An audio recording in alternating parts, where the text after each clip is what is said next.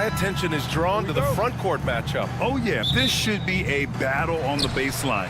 Great to watch skilled bigs trade blows and show off what they can do down low. So a look at our starters for Orlando. Wagner and Banchero, the talented forward pair. The backcourt is Suggs and Caldwell-Pope. And it's Bataze in at the 5. Now here's Fox. A really disappointing game for him in that loss to Orlando. And Bataze gets it to go. The first of many tonight. Both teams have legit offensive talent. And if everything goes to plan, this could be a very fun matchup to watch. Here's Barnes. Wembanyama, screen on Banchero. Barnes passes to Wembanyama. And that one drops for him. And you see how fluid Wembanyama is. 7'5" guys shouldn't be able to move like this. Now here's Banchero.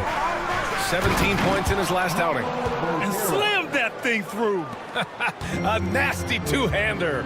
Okay, RJ, we all know how luck comes into play in the NBA. Spurs have had great lottery luck. Yeah, winning the first pick 3 times, drafting David Robinson, Tim Duncan, and Victor Wembanyama. I don't know, but I would be really upset if I was all of those other teams and miss out on those big guys. Big but quick. Suggs so powerful off the drive. Fox against Caldwell-Pope. Fox left side. Vassell outside. Barnes with a screen on Wagner. 5 on the clock. Releases. Barnes, no good. For Orlando, they've gone 3 of 3 so far from the floor. The 3 from Suggs. Knocks down the long J. Suggs has got 5. I love the execution we are seeing thus far. 4 shots and 4 makes. Outside Wembanyama. Pass to Fox. And he was camped in the lane there. He gets a 3-second call.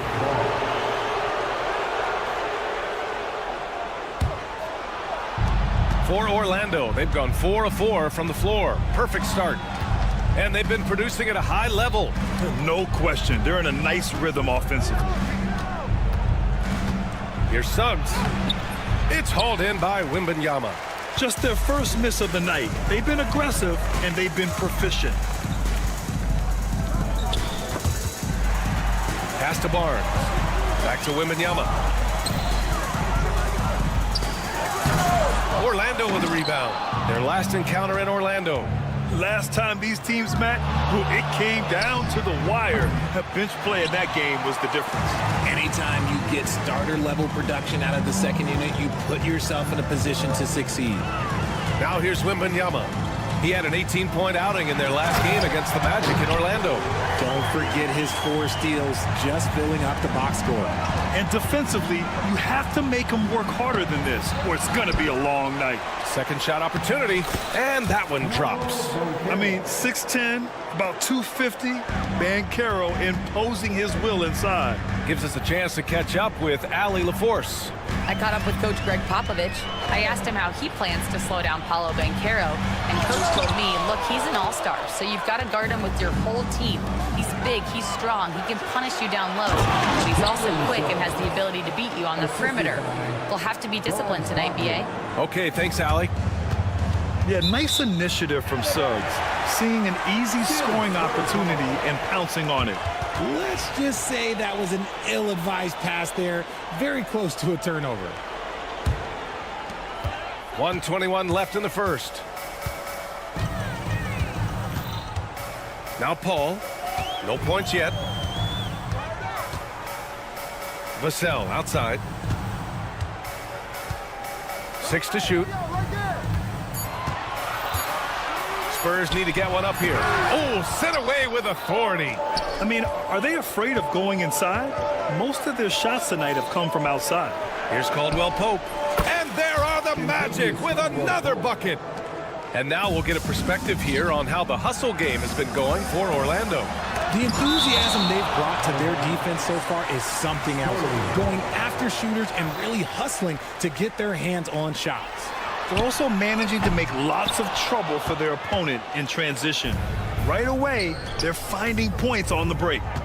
Now here's Suggs. He has 7. Here's Banchero. Oh, Banchero throws it down. Really taking charge of the game, largely with a detailed interior attack. Yeah, they haven't appeared in a rush at all. They are just playing to their strengths and building this lead out well. Caldwell Pope against Fox. Out to the wing. Banchero finds Caldwell Pope. Back to Banchero. Spins. Driving in. Scores off the spin. Banchero's got 8 points. Building a big advantage early with a terrific all-around performance. They got off to such a hot start, and that can keep you energized throughout the whole game. And so it's Orlando ending.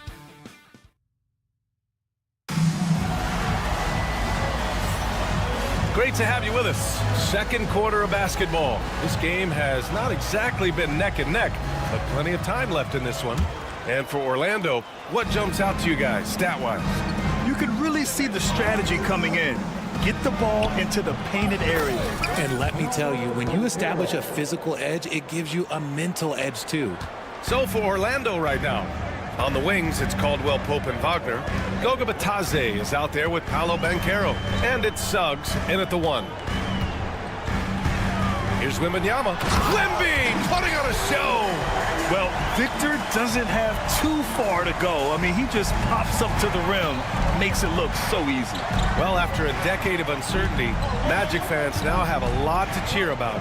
This is the most optimism they've had around the team since the Dwight Howard era. And it centers around their young star, Paolo Banchero. He is going to be a force for a very long time. Look at Fox get up. Okay, I see you flexing on him. Banchero with a screen on Paul. Here's Suggs. Oh, there's a killer two-hand slam. Now that's how you use the screen right there. And it leads to a thunderous finish. That was nice. Yeah, you like the pick to set up the open shot. But when it leads to a dunk, okay, even better. You'll take it. Barnes with a screen on Suggs. Paul passes to Barnes. And he's going to the line for 2. The official saw contact while he was going up. RJ with Harrison Barnes on the roster. A team can count on durability and reliability. Oh, and don't forget about the veteran leadership he brings to the table. You can't underestimate how important it is to have a champion and a veteran like that in your locker room. Carter, he's checked in for Orlando. Carter on the wing. Outside, Caldwell Pope. Carter, a screen on Fox. Here's Caldwell Pope. The kick out to Banchero. Goes back up. Banchero from close range. He has been a key factor for them offensively, scoring with consistency. Let's go now to the sideline and catch up with Allie LaForce. Hey, Brian. Devin Vassell's progressing offensively. He said, I feel like the game has slowed down, just making the right reads. I know I can get to my spots. I just want to show that I'm an efficient scorer and a willing passer. I'm trying to be the best player that I can be.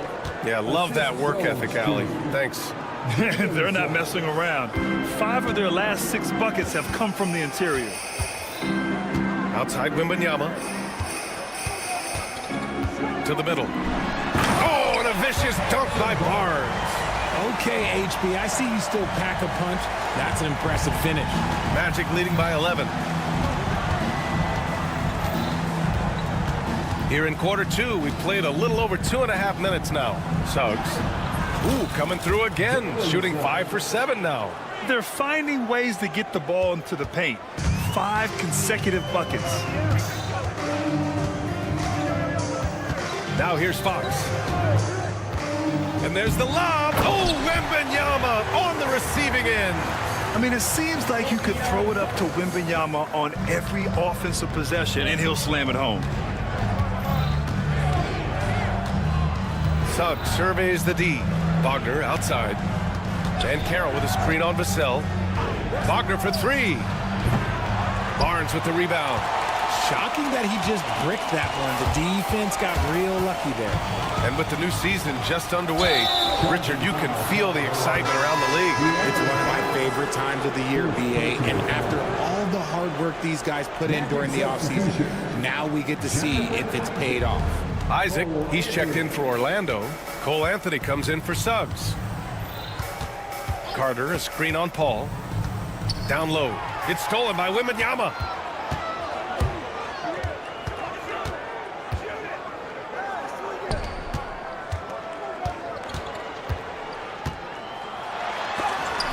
And it's blocked by Isaac. Yeah, great length from Isaac. He gets the hand up, gets a piece using that big wingspan. The Magic making a switch here. Black's checked in. Wembanyama powers it through inside. And they're in a better flow this quarter offensively, and their shooting percentage is steadily rising as a result. With the drive, and he dunks it down. Even with the score as it is, he just keeps coming at you. Fox against Caldwell Pope. Wembanyama screen. Fox the pass to Wembanyama. It's stolen by Isaac. And the Magic pushing it up now. Here's Black. The rebound by the Spurs. That's the shot they wanted. It just didn't fall. Tough to watch those miss. I'm sure they'll convert the next chance. And another great assist. The offense is really clicking now. Now 8 seconds separating the two clocks. Isaac outside. Pass to Caldwell Pope. Tries to keep it alive. And that's out of bounds. It was last touched by Fox. He had the right idea, just couldn't come up with the swipe. And deflections, they're a stat that all teams track. They show who is the most active defensively. Kicks it out to Wagner. Isaac outside. And once again, off the mark by Orlando. And here's Wembanyama. And so it's the Orlando Magic with a 9-point cushion at the end of the quarter. All right, good stuff, Allie. And we'll get back to the action at the start of the third quarter.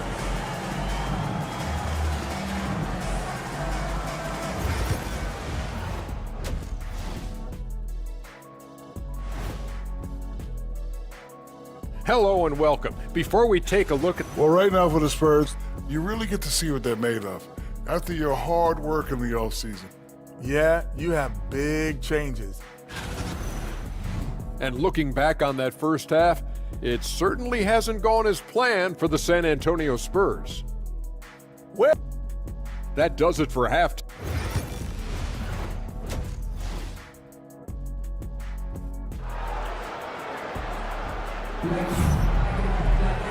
And if you're just joining in, one half is in the books, one half to go. You know, Victor Wembanyama has been exceptional here, guys. Pretty much the entire first half, he was dominating down low, piling up a ton of dunks. He has been aggressive, getting into the painted area seemingly at will and wreaking absolute havoc on the defense. Johnson is at the 3 with Sohan down at the 4. Castle is out there with Jordan McLaughlin. And it's Bassie in at the center position. That's the San Antonio 5. And he's going for the lob. Alley-oop up top, hammer it home. I would imagine it's nearly impossible to not get fired up after that play. Grant, check these guys out on the bench. Their reaction says it all. They are fired up. Here's Black. Ooh, powered down with both hands. And he just driving the stake in him there. He's a guy who just never lets up. And that finish shows you how dangerous he can be as a passer and a finisher. McLaughlin pass to Johnson. Knocks it down from distance. Johnson's gotten himself going here. His first points of the game on the deep ball. Since drafting Wembanyama, the Spurs have looked like a team that gets better every game, RJ. And they're still so young. They're learning the intricacies of the game and how to play with each other. But you can tell things are coming together and the future looks bright. Here's Bassie. Pass to McLaughlin. Johnson on the wing. Here's Bassie. And it's Orlando with a rebound. 13 points was their biggest lead of the game. They host the Hawks after this one. That'll be the first of 2 games on their home court. Isaac, the pass to Wagner. From 8 feet away. And there are the Magic with another bucket. Man, that's now 10 straight points in the paint. I'm not sure what's happened to their defense, man. First team foul. Substitution of 2 minutes gone in this third quarter now. Here's Castle, pounded by Harris. Pass to McLaughlin. Here's Castle.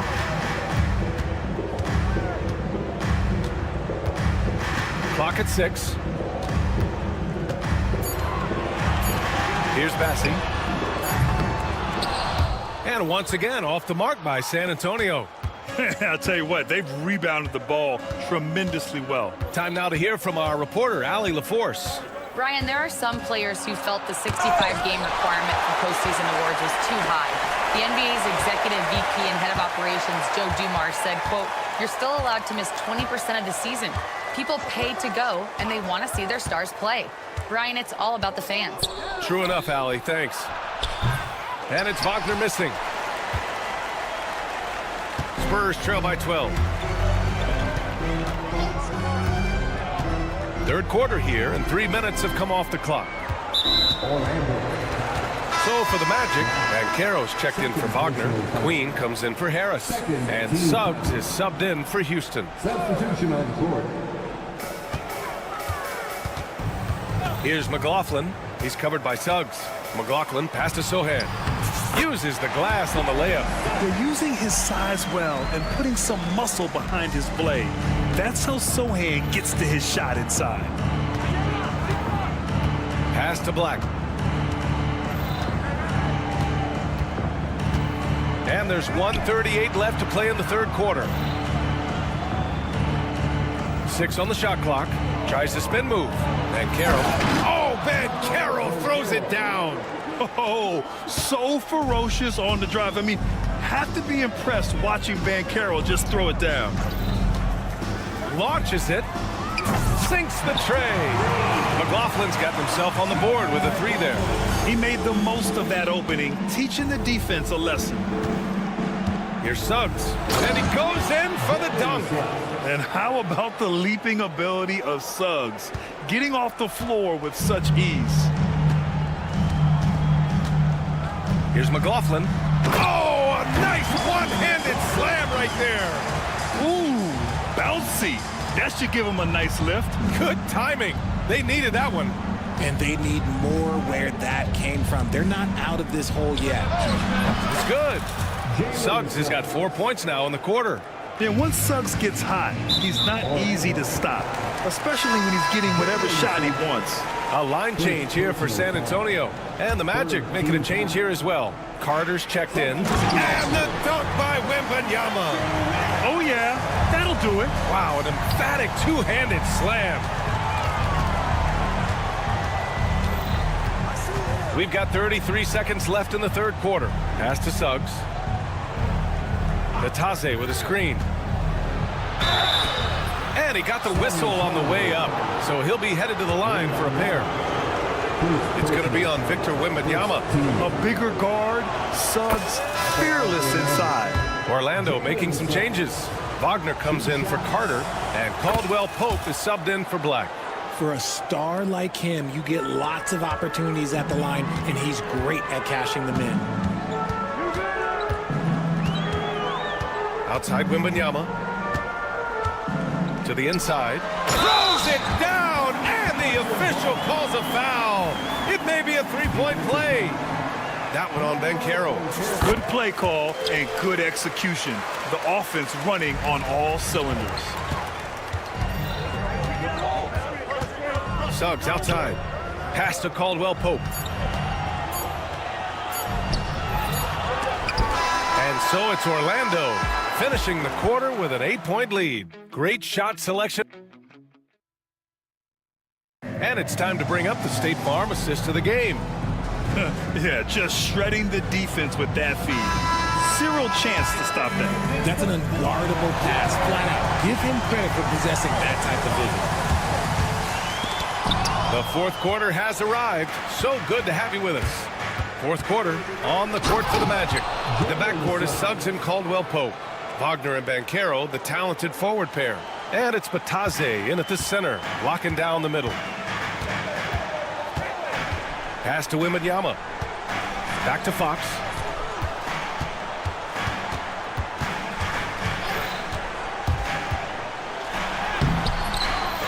Another shot. Barnes finds Wembanyama. That shot wide open. Wembanyama's got 21. When Wembanyama goes up, he can be so quick. I mean, the rookie looking very assertive. Call against Suggs. That one falls. And the Magic lead by 10. And just totally relentless, only increasing the intensity level. Always plays hard until the final whistle, no matter what the situation is. Outside Barnes. Oh, no hesitation from Barnes. Knew he was going to get the whistle, laid right through it. And a moment to check out the scoring breakdown for the Magic. Ooh, they've been punishing the inside defense consistently in this one. Look, it's been a very productive area of the floor for them. Well, another thing they did well was taking advantage of the holes in the defense. Very aggressive in exploiting the lack of concentration. That one's good for 2. Yeah, their defense is starting to wear down. That's 3 straight buckets at the rim. Fox against Caldwell Pope. Fox outside. It's rebounded by Banchero. Banchero's got 4 rebounds now. Caldwell Pope with it. And it's Paul picking him up. Caldwell Pope, the pass to Banchero. Spins. Banchero finishes with force inside. I mean, it's incredible. Banchero can be so dominant. A young player with such a promising future. Here's Fox. And Fox powers it home. And he's playing the game with a certain flair right now. Oh, he caps off the move with a little hang time on the rim. Ooh, Paul with the block. Wembanyama down low, working on Bataze. And there's Wembanyama. That's good on the assist by Fox. Magic leading by 8. Wagner outside. Just over 2.5 minutes played now. Final quarter of regulation. That shot off the mark. For the Spurs, this one not looking good. And the Magic pushing it up now. Here's Banchero. Oh, Banchero throws it down. And this is why you must push Banchero out of the paint, or else he'll slam it all over you. Here's Wembanyama. Oh, too easy for Wemby. Nice finish. And he's coming off a huge performance, and his confidence couldn't be any higher. And his coach knows that, too. When it ain't broke, leave it alone until someone stops him. Just let him roll. Paul against Suggs. Oh, a special move before that shot. Suggs has got 12 points in just the second half. And I like the shot selection. Suggs recognizes when to look to score inside. Fox, the pass to Wembanyama. Banchero outside. Suggs outside. Lets it go from deep. Rebound San Antonio. Barnes has got 5 rebounds in the game. Wembanyama with it. Now guarded by Suggs. Always attacking Fox. Look at Fox fearlessly going inside, hunting for a higher percentage look. Magic leading by 8. Wagner outside. And there's a whistle. That goes on Devin Vassell. That's his first foul. Carter, he's checked in for Orlando. In for the Magic. Outside, Caldwell Pope. Pass to Suggs. Uses the glass to finish the layup. And the Magic lead by 10. And this is a game they can build off of. They kept their focus all game long, and it will get marked as a win for the Magic. They were the more accurate club. And in the end, that made the difference, Grant. Yeah, B.A., you have to love their strategy. And even more, you love the execution. And so this win marks their first victory of the new year. And they have to feel pretty good about themselves, taking the first 2 games of the season between these teams. And of all the highlights and performances we've seen here tonight, the one thing that stands out is what an unbelievable night it's been for Jalen Suggs. Well, maybe a little bit of a use-it-or-lose-it situation with the coach's challenge. Probably won't make a difference to the outcome, but they still want to review the call. People were worried that this would slow the action down, but with so many close 2 shots. The play will be reviewed. challenge policy in 2019. You know, one thing this does for a coach. To review the play. The ruling on the floor stands. Make the refs take another look. And they've made their decision. The call will stand. And as much as it hurts to lose a challenge, I think Coach would challenge that call again if he could. He really disagreed with the foul, and he's still peeved.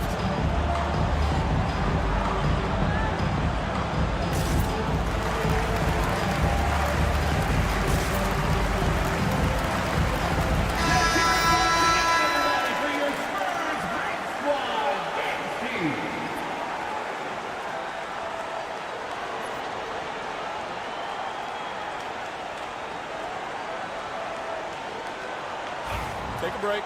Take a break. 2 shots.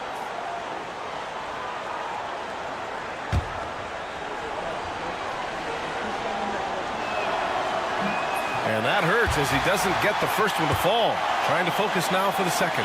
And the playmaking skills Banchero has already are outstanding. Just such a unique young player. I hate to say it, but I'm pretty sure we can close the book on this one.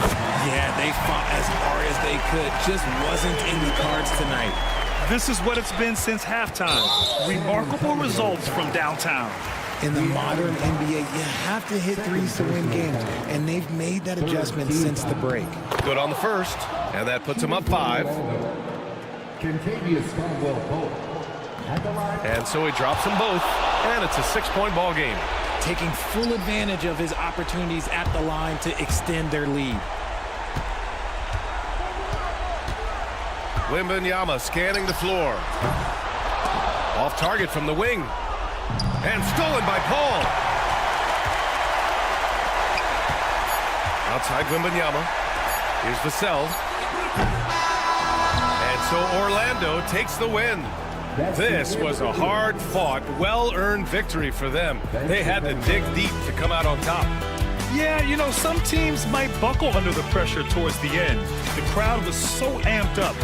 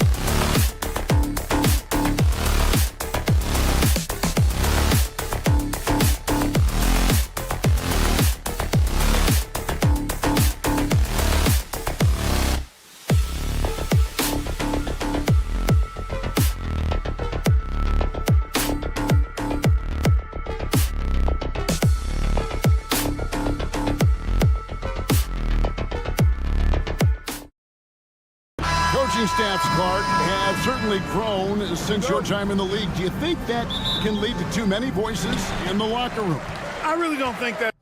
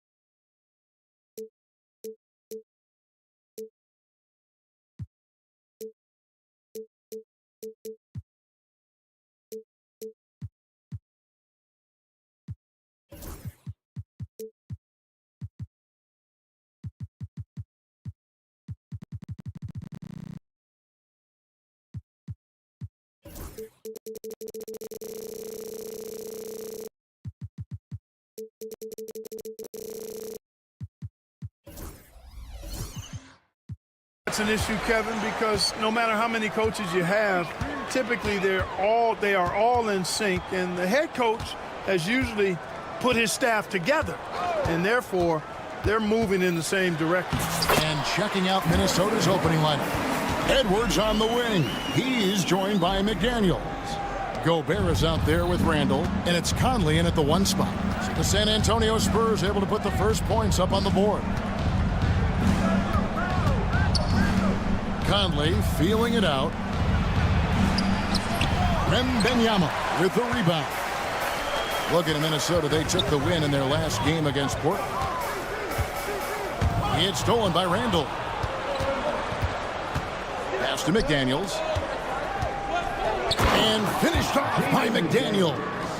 Rocketing right off the floor. Explosive jam by McDaniels. You know, Greg, when you look at the Timberwolves' history, the first round had been a problem for them. But not last year, as they swept the Phoenix Suns. And you got to look at it as being a tremendous success, right? Because going into the season, I don't know that anyone thought they would have made it to the conference finals. But, boy, that young group gelled well together, and the sky's the limit for the future. Here's Paul, following the basket by Julius Randle. The kick out to Fox.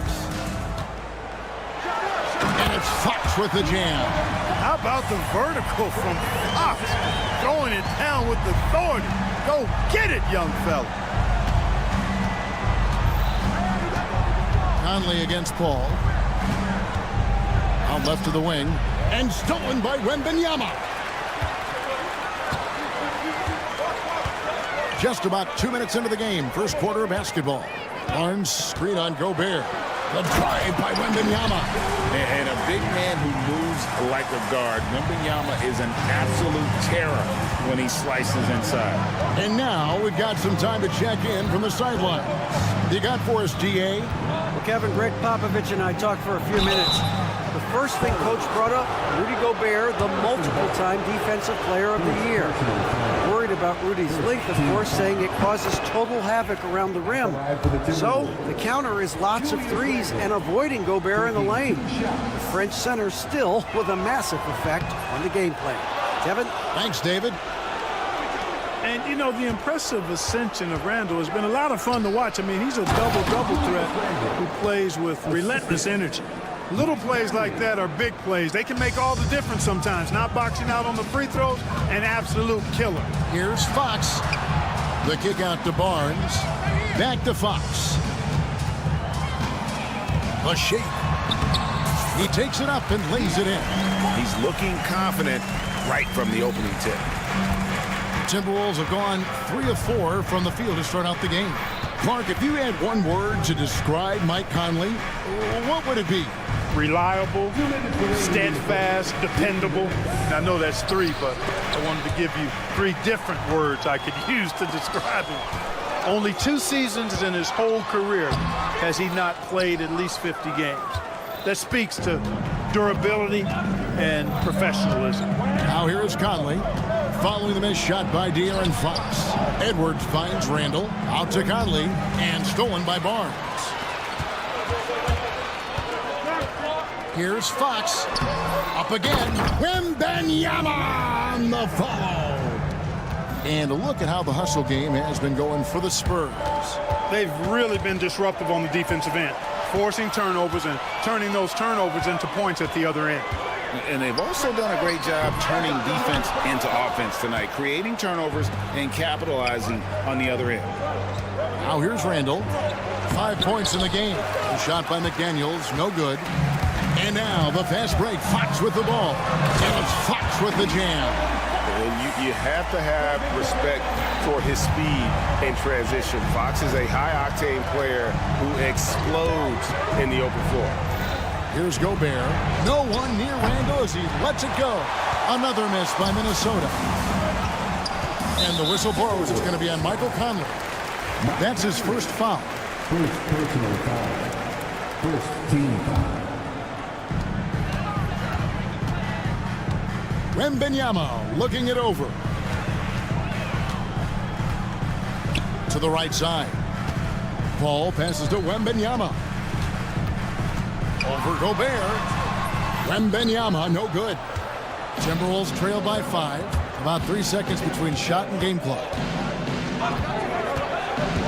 To the inside. And stolen by Wembanyama.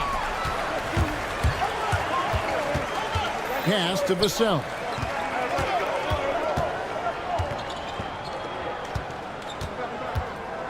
Wembanyama, a screen on McDaniels.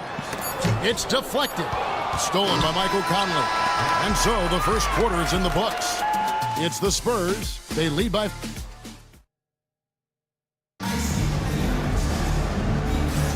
And hope you've enjoyed the broadcast so far. Halfway through the first half in this one. Guys, what's your take on the Spurs so far? Well, you can see these guys are unafraid to take chances defensively. Well, you know, the defense, guys, is just disruptive, active, and energetic, and you can't afford to be loose with the ball against these guys. Up in the front court, it'll be Vassell and Barnes. Fox is out there with Paul, and it's Wembanyama in at the center, filling out the middle. That's the San Antonio 5. Here's Fox. Behind of Wembanyama on the line. Wow! The perfect lob partner. Wembanyama with elite hand-eye coordination. To the middle, and stolen by Vassell. And the Spurs pushing it up now. Fox deciding where to go with it.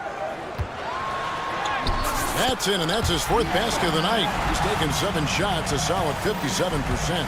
And defensively, they are on their heels every time the ball comes inside. Yeah, I think they've got to ramp up the aggressiveness. If they don't, things are just going to get worse from here. It's time now to hear from our Hall of Fame reporter, David Aldridge. What's the latest, David? Thank you, Kevin. Anthony Edwards is figuring things out. He said there's levels. My first few years, I looked for my shot and nothing else. I've learned that I can't win without my teammates and that I have to throw them the ball too. It's a team game. I know that now. Kevin, I know it too, so I'm throwing it back to you. And you're the best teammate we could have. Thank you, David. Here is Edwards. Michael Conley making his last shot. And it's Vassell with the foul. That is his first foul of the game. First team foul. And the ball goes out of bounds. Last touch by Wembanyama. First in opponent shooting percentage, first in opponent's points per game, and they were ranked 3rd in three-point shooting. They can burn you from deep as well as they shot it. The three-pointer really has become the focal point of their offense.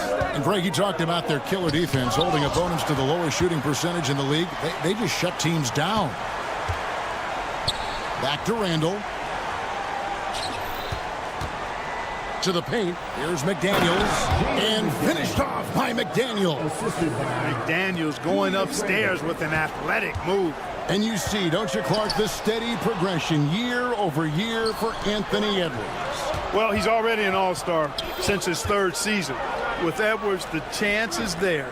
If he continues to show the same improvement he's shown thus far, then he's going to be MVP caliber, and I dare say, perhaps the face of the league for several years to come. And how about the burst there with the change of pace? Fox is elite at attacking the rim. And for De'Aaron Fox, his three-point shooting, Greg, has come a long way. In his rookie season, he only shot 30% on 2 attempts per game. But his volume and efficiency have both gone way up, and it's made him much more dangerous offensively. Here's Conley, and the rejection by Wembanyama. Fox, and it's McDaniels with the rebound. Conley dishes to Gobert. Big guys know it's going to get physical inside, so Gobert is ready for the action. Special K, we know the trade for Rudy Gobert took some time to click, but now it's looking like a great move. Well, you know, figuring out how to play 2 bigs in this day and age with the way the game is played, pretty tricky, a slippery slope. And they stayed with it, to their credit, the Minnesota Timberwolves. And once they got it sorted out, Gobert was a force with his defense and his scoring out of the pick and roll. And I think one of the things undervalued in Gobert's improvement is the addition of Mike Conley. They've got a tremendous relationship, and I think Mike Conley's presence has been a real asset.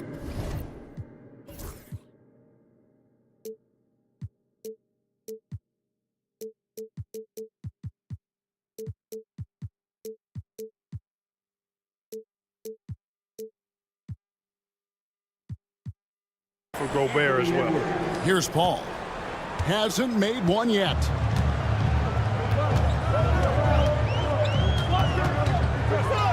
Top the key, Barnes. 1:44 left to play here in the half. Cross contact on the shot, and now a 3-point play chance as he'll head to the line. And the strength of Barnes right there helps him in a big way. I mean, even when he gets hit, he powers his way through it. Joe Ingles, he's checked in for Minnesota. Dillingham comes in for Michael Conley. And you know, Greg, we're seeing so many teams utilizing the dribble handoff. And it really forces the defense into a bad spot, can create situations where the offense has an advantage, and then it allows you to kind of seek out the matchup. Here's Fox. Plays it up and banks it in. Fox has got the lead up to 8 now for the Spurs. Guys, his consistency in terms of shooting has really helped them seize control. Down low. And the basket by Ingles. Ingles has got his first points of the night. Every year, it seems like Randall's playing with more awareness. Now, that's why you can now run the offense through him. That's not the type of opportunity he fails to convert very often. Gobert with a screen for Dillingham. Fox with the steal. In transition, here comes San Antonio. Wembanyama with the aggressive finish. Wembanyama is a specimen going at the rim there with a purpose. Randall surveying the D. Inside, and stolen by Vassell. 3 seconds separate the shot clock and game clock. Here's Wembanyama for 3. It's good from long range. And it's an 11-point Spurs lead. Timberwolves have gone 5 of 8 from the floor here in the second quarter. Over 60% shooting. To the paint, here's Randall. And Randall throws it down. And no doubt they'd love to see him get a lot more of those opportunities. And that deficit will go away quickly if he does, Greg. Well, I like the way he capped off that drive. The one-hand hole punch. That finish brings me back to the old days, the silky smooth finger roll. And so it's Victor Wembanyama. All right, David, thank you. We'll be back after halftime for the start of the third quarter. 21.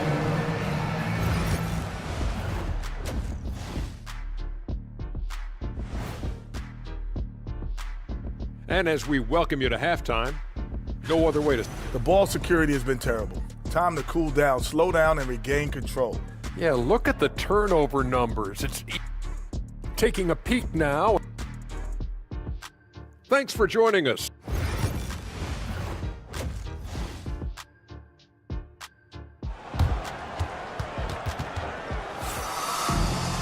And with a big gap on the scoreboard, the second half begins with very different goals for these teams. One side trying to mount a comeback, one side trying to protect their lead. We're seeing a tremendous game from Victor Wembanyama. You just love the patience in that first half. Waited until he got the look he wanted. Well, you know what, guys? It was all about efficient offense, not rushing things, taking your time, finding the best shot on every possession. And on the floor for Chris Finch as we get into the second half. Randall out there with Rudy Gobert. Then it's Nickeil Alexander-Walker. Then there's Edwards. And it's DiVincenzo in at the 1. Now here's Johnson. Following the miss by Julius Randle. Down low. It's stolen by Randle. Here's DiVincenzo. Here's Gobert. And that'll be 2 free throws coming up. Officials on the call with the foul. You know, when Rudy Gobert is down low, it strikes fear into the opponent. This is a guy who has led the league in blocks and rebounds at different times. Inside the paint, he is just a nightmare to battle against. Naz Reid, he's checked in for the Timberwolves. Here's McLaughlin. The putback. It's good on the putback. And of the last 6 baskets, 5 have come on the interior. This is just smash-mouth physical basketball, guys. Now here's DiVincenzo. No scoring in this one. Well, he's got a great stroke. That one almost dropped. There's the screen. Here's McLaughlin. Hits it from 3-point range. And the Spurs lead by 17. They found a nice groove in this half, starting out 3 for 4. Pass to DiVincenzo. Over to the left wing. Alexander Walker on the wing. Covered by Johnson. Alexander Walker passes to Reid. Back to Alexander Walker. Good. And he should thank the team for those 2 points. Nobody paid much attention to him on that play. Spurs leading by 15. Into the third we go. 2 minutes in now. Here's McLaughlin.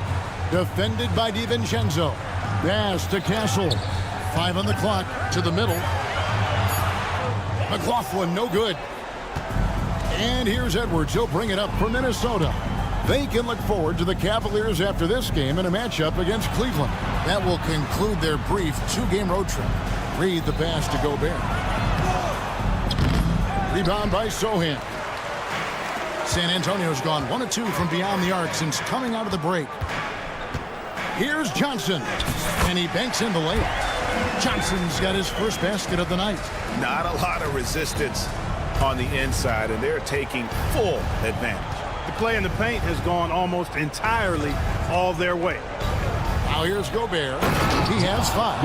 And Reid throws it down. I think this is why you get Reid involved in screen and rolls. I mean, he's phenomenal in making the cut after setting the screen.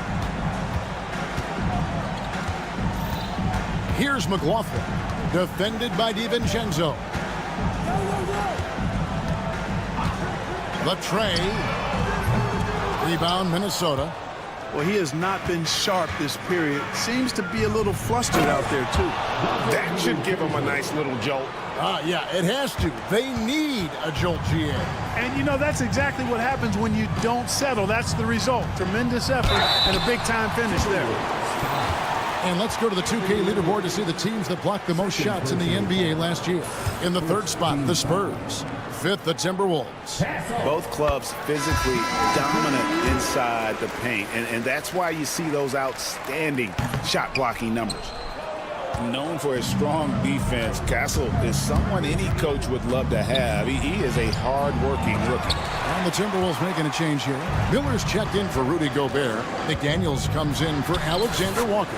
Dillingham's checked in for Edwards. And it's Conley in for Dante DiVincenzo. Conley left side. On the wing, Miller. 56 seconds left to play in the third. To the left wing. Pass to Reid. Nice ball movement by Minnesota. They get the rebound. Miller the pass to Reid. And Reid throws it down. Strong move by Reid. He's tall and agile and strong. He's hard to slow down. And the Timberwolves making a change here. Mars is checked in. First trip to the free throw line for him tonight. And he hit his foul shots a season ago at about a 74% clip. When Naz Reid is out there, Clark, spacing the floor is a real asset for him. For sure, and you know, he really puts a lot of pressure on the defense because he can score from anywhere on the floor, and he's got great size and strength. And he does the little things too. I mean, you look at his points and rebounds, but this guy gets deflections, he goes after loose balls, he gets you extra possessions on the glass, he steps in and takes charge. I mean, he does all the little and big things. That one goes. Count it. Big miscommunication on defense. He recognizes it and quickly takes advantage. Boy, the defense looks shell-shocked. I mean, they're on the ropes right now, on their heels. Conley gets the bucket. Conley, so crafty with that left hand of his. The veteran knows his way around the hoop. Here's Castle. With the floater, and the layup is good. Castle's got 5 points so far. Oh, such a field shot there, the floater. Here's Garza. Oh, and the buzzer beater's good. Ringing the bell. That's the way to close a quarter. Talk about lifting. Well, through 3 quarters of play, down double digits, it may be difficult to overcome. Spurs lead by 13. And time for the short break, and stay right where you are. The fourth quarter is coming up next. In a moment now, as we take a look at our State Farm assists of the game.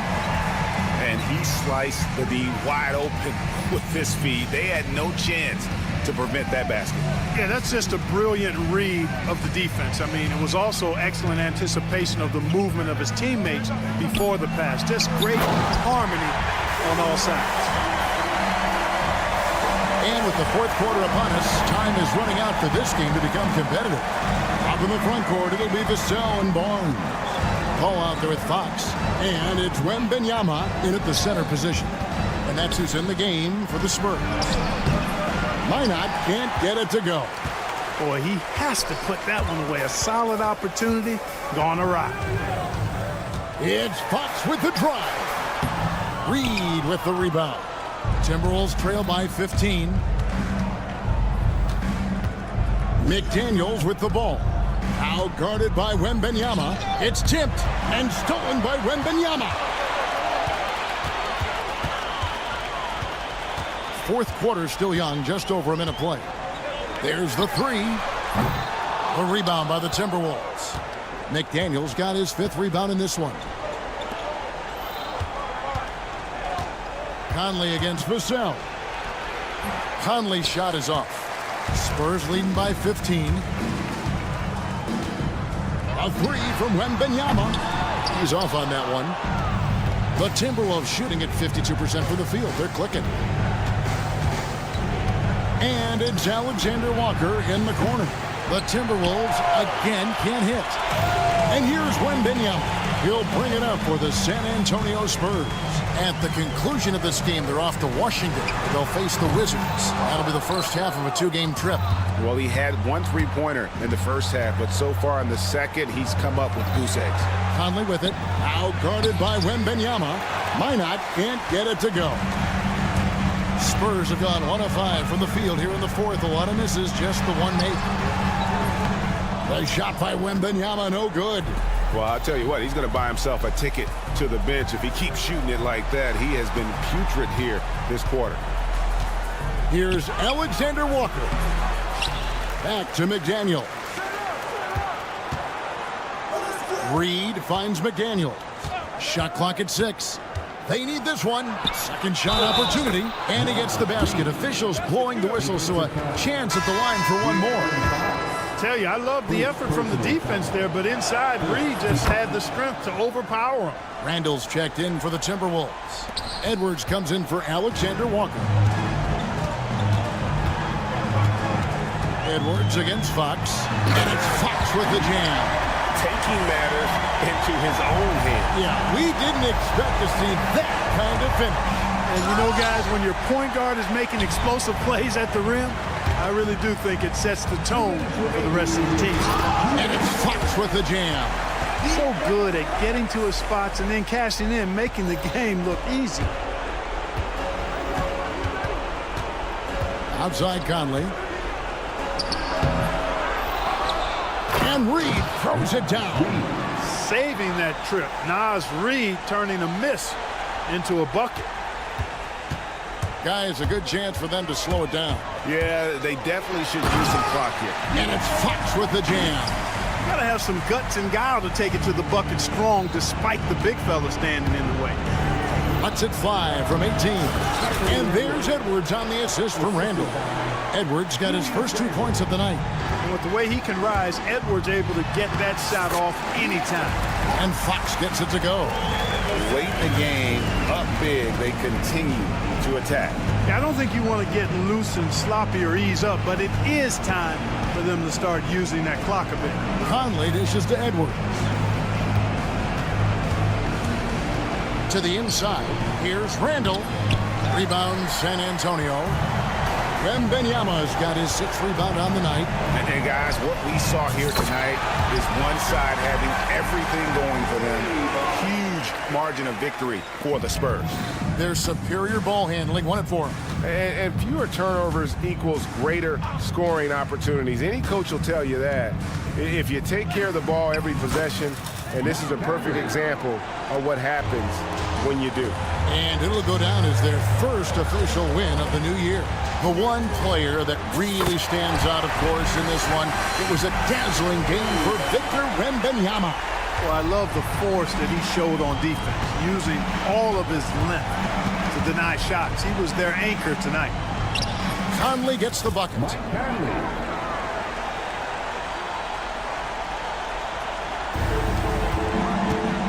Wembanyama against Reed. Kicks it out to Paul. A pass to Fox.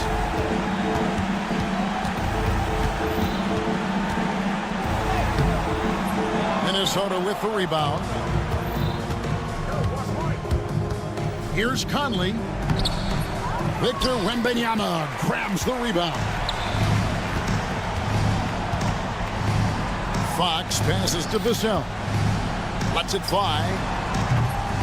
Misses the wing J.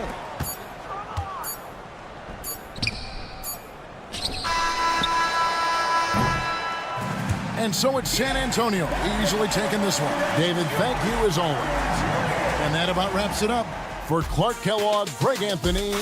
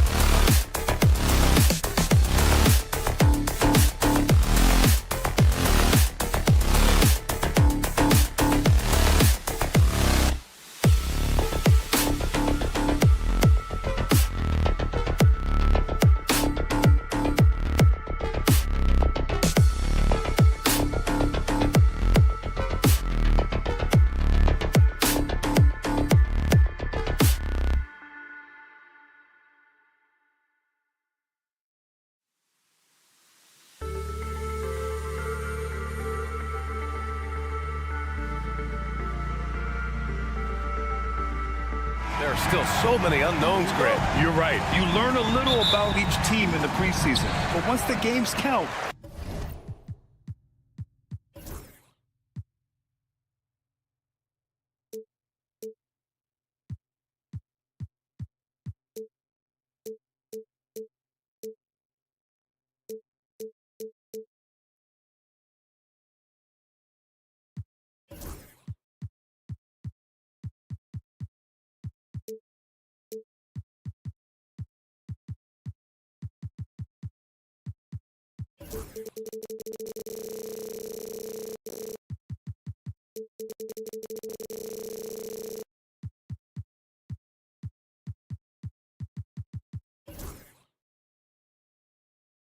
things really start coming into focus. Looking at the starting five for the Minnesota Timberwolves. Ant is at the 2 with McDaniels playing the 3. Julius Randle out there with Rudy Gobert. And it's Conley in at the point. How about the agility of Jalen Suggs to navigate the painted area and finish? Pretty nice stuff right there. And stolen by Suggs. Inside. Oh, Ben Carroll throws it down. I mean, did you see the strength and force? I mean, that's what puts Van Carroll ahead. Let's check in with our reporter, Allie LaForce. I briefly spoke with Jamal Mosley. He knows it'll be tough to score in the paint tonight. Gobert locks down the lane as well as anyone. He blocks shots, and then when you count up the numbers of shots he alters, you get a full picture of his dominance at the defensive end. Guys? As always, Allie, we thank you. Now here's Caldwell Pope. Jacks up a 3. And Conley grabs the miss. And I'm surprised that didn't go down. I mean, I'm sure he is too. And Grant, the success of teams like the Timberwolves showing that size still matters. Yeah, in this pace and space era, that may have come into question just a bit, but size and skill combined has always been your best bet at winning. And Bataze gets it to go. Hey, good to get him going right away. I mean, those are the shots that really boost confidence. It's all about mindset out of the gate. If you're aggressive and they give you room, go ahead, let it fly. Conley. Minnesota again missing. Boy, that's 0 for 3 in the early going. Just a little out of sync. Pass to Caldwell Pope. Out to the right wing. Van Carroll against Gobert. And Carroll passes to Bataze. Shot clock at 6. And there's the slam dunk to finish it off. Well, you see the decision-making of Paolo Banchero is so impressive. Comes into the league with that skill and really elevating it. Conley against Suggs. Randle a screen on Suggs. To stop the drought. And there's a nice layup by Conley. Well, if you give Mike Conley any kind of position on the interior, he is just crafty enough to finish it. Suggs surveys the D. Rebounded by the Timberwolves. Their last encounter in Orlando, where they were able to handle the Magic. The last time they faced this team, they were very aggressive, found numerous ways to get themselves to the line. Well, we know this about Anthony Edwards. This guy, one of the stronger guards in this game. That's a tough finish. To the paint. Here's Van Carroll. It's blocked by Gobert. And here's the fast break. 2 minutes. Oh, it's stolen away. Here's Bataze. Sweet little floater. Bataze's got 7 points in the game. Their offense looking like a well-oiled machine. Doris, one of the most physical guards in the NBA, Anthony Edwards. If you want to talk about a prototypical NBA body, it's Anthony Edwards. He's got size, strength, athleticism, but beyond that, he's so skilled. 3-level scorer, versatile on the defensive end, fearless when it matters. Anthony Edwards may be the next face of the league. Boy, you love what this guy is doing right now. He's taking smart shots, shooting a high percentage, starting to cook. And it's Randle with the jam. Well, if the basket is within reach, Julius Randle understands how to finish. Conley against Suggs. And it's good for 2. Suggs has got his 3rd bucket of the night. And setting the tempo with an assertive move. Like, Where was the defense on that play? To me, that's a complete lack of communication on that side of the ball. These guys need to be talking to each other. Conley finds Gobert. Back to Conley.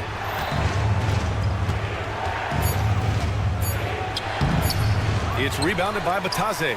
Well, defensively, if you allow him to get this close, you're playing with fire. He just happened to miss that one. Banchero outside. Pass to Caldwell-Pope. Back to Banchero. Oh, Banchero throws it down. Yeah, with this bigger build, Banchero sets a solid pick, and then he quickly rolls into open position. Conley with the ball. Unable to get that one. Here's Wagner. Oh, and the release was before the buzzer, but it's off target. And so it's Orlando.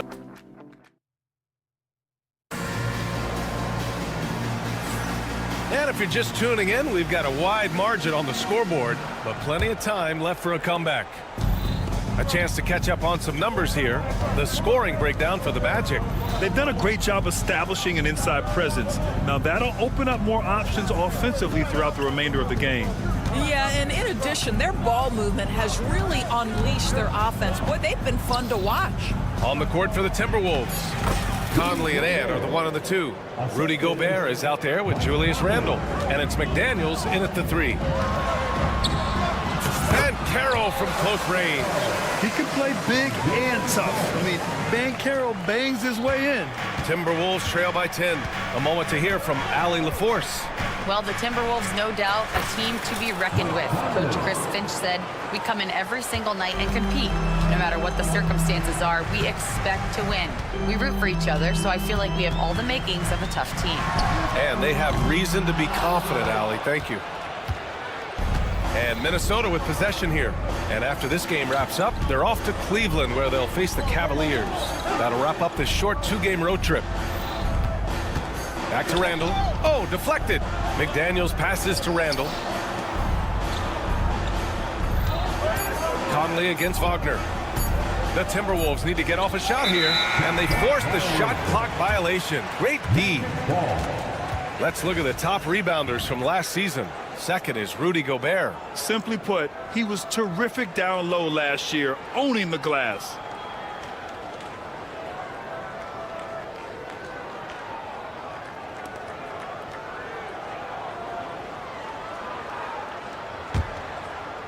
Orlando leading by 8.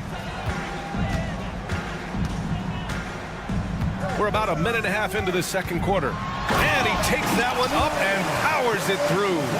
This young man has got some big-time athleticism. Go ahead, Mr. Suggs. Show off that vertical. Conley looking for an opening. Gobert with a screen on Suggs. Conley goes in. Rebounded by Suggs. The Magic have got 2 of 3 shots to go in the second. The 3 from Banchero. No luck on that one. Timberwolves trail by 10. Now here's Conley. It's rebounded by Bataze. Bataze's got 4 rebounds now. To the wing, right side. McDaniels against Banchero. Uncovered.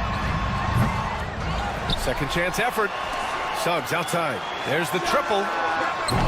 It's rebounded by Rudy Gobert. Well, the defense clearly was not interested in guarding him from downtown. They're very fortunate he missed. Oh, the tower with the power move. This guy always amongst the league leaders in dunks. Gobert is a force around the cup. There aren't many more dominant defenders in the NBA than Gobert. Well, that's definitely fair to say, B.A., because his defense has an outsized influence on a game. The inside presence changes an opponent's game plan. And the Timberwolves with possession here. Orlando making their last shot. Here's Conley. Oh, and makes it with the kiss. Conley's got 8. That's been the story of their offense so far, getting a number of looks from point-blank range. Banchero with a screen on Edwards. And it's good. Fought through contact, hit the shot, and will go to the line. Orlando making some changes. Carter comes in for Bataze, and Anthony subbed in for Suggs. Grant, when you talk about consistency and officiating game to game, you think there's room for improvement? You know, I do think so. I mean, they're allowing more contact, but overall, more clarity on what constitutes legal guarding position would help players and officials. This guy is constantly refining his game, and Anthony Edwards is dangerous from three. And Anthony, here we go. And Anthony slams it in. Ooh, like an artist getting creative in the air. He can finish above the rim in a lot of ways, and they're all fun. Randall against Banchero. Outside McDaniels. Anthony against Conley. He nails it. That's his 5th make in 11 tries. I'll tell you, you can't put your head down after a tough first quarter. You've got to keep fighting, and now he's starting to roll. Anthony feeling it out a bit. Outside, Caldwell Pope. And they go to the intentional foul. I mean, I'm just not sure what he was thinking right there. I mean, he needs to get his head in the game. Orlando shooting their 2nd and 3rd free throws tonight. Black's checked in for Orlando. And that one goes in. 2 from the line that time. This is about the last guy you want to send to the stripe right now. They keep fouling him, and he keeps making them. Conley passes to Randall. No good on the 3. And so Banchero will bring it up for the Orlando Magic. They host the Hawks after this one, and they'll be reaching the back half of a 4-game home stretch. Using his size, Banchero gets by inside. And this is something this guy takes pride in, capitalizing on second chance opportunities. And so it's the Orlando Magic now holding a 12-point lead at quarter's end. How about the way they've attacked the paint? This throwback approach is paying off. And don't go far. We'll be right back.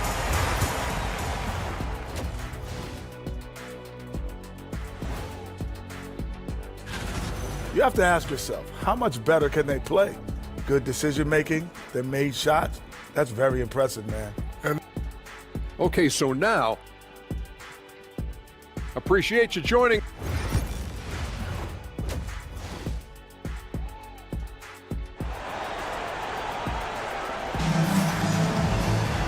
And with the second half upon us, we'll find out if this game becomes the rout that it's threatening to be. Jalen Suggs with a strong contribution so far in this one. The numbers say it all. He spent the first half playing efficient ball. I think they've taken their time. They've showed incredible patience. It's a sign of a well-coached ball club. On the wings, it's Caldwell Pope and Wagner. Paolo Banchero is out there with Wagner. And it's Black in at the point guard position. That's who's out there for Orlando. And the Magic pushing it up now.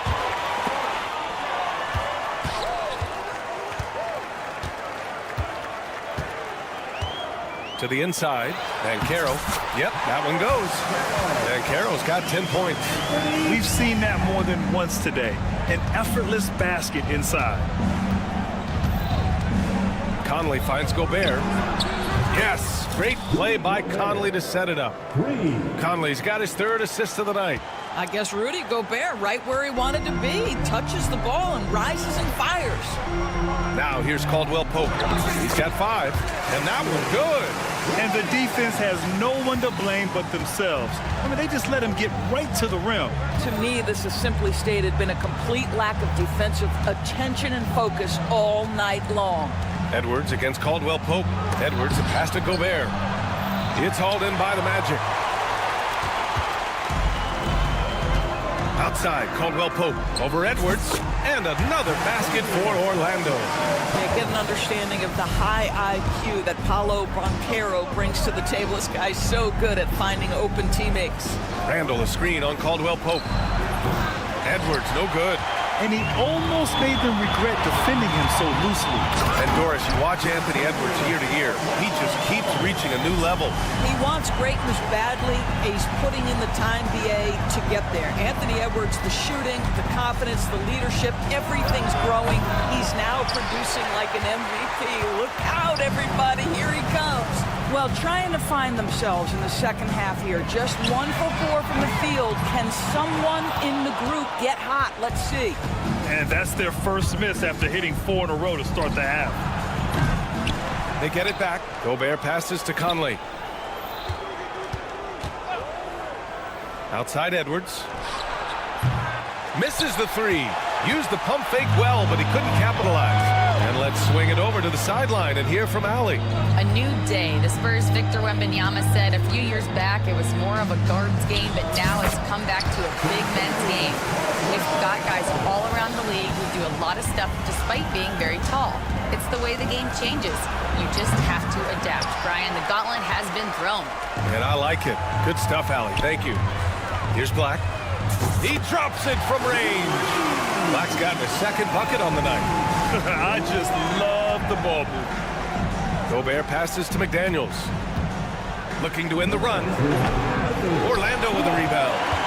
Banchero's got 5 rebounds tonight.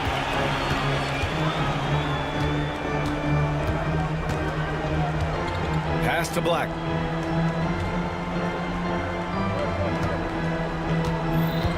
Wagner outside. Tries the spin move. Now Caldwell Pope. The three from Banchero.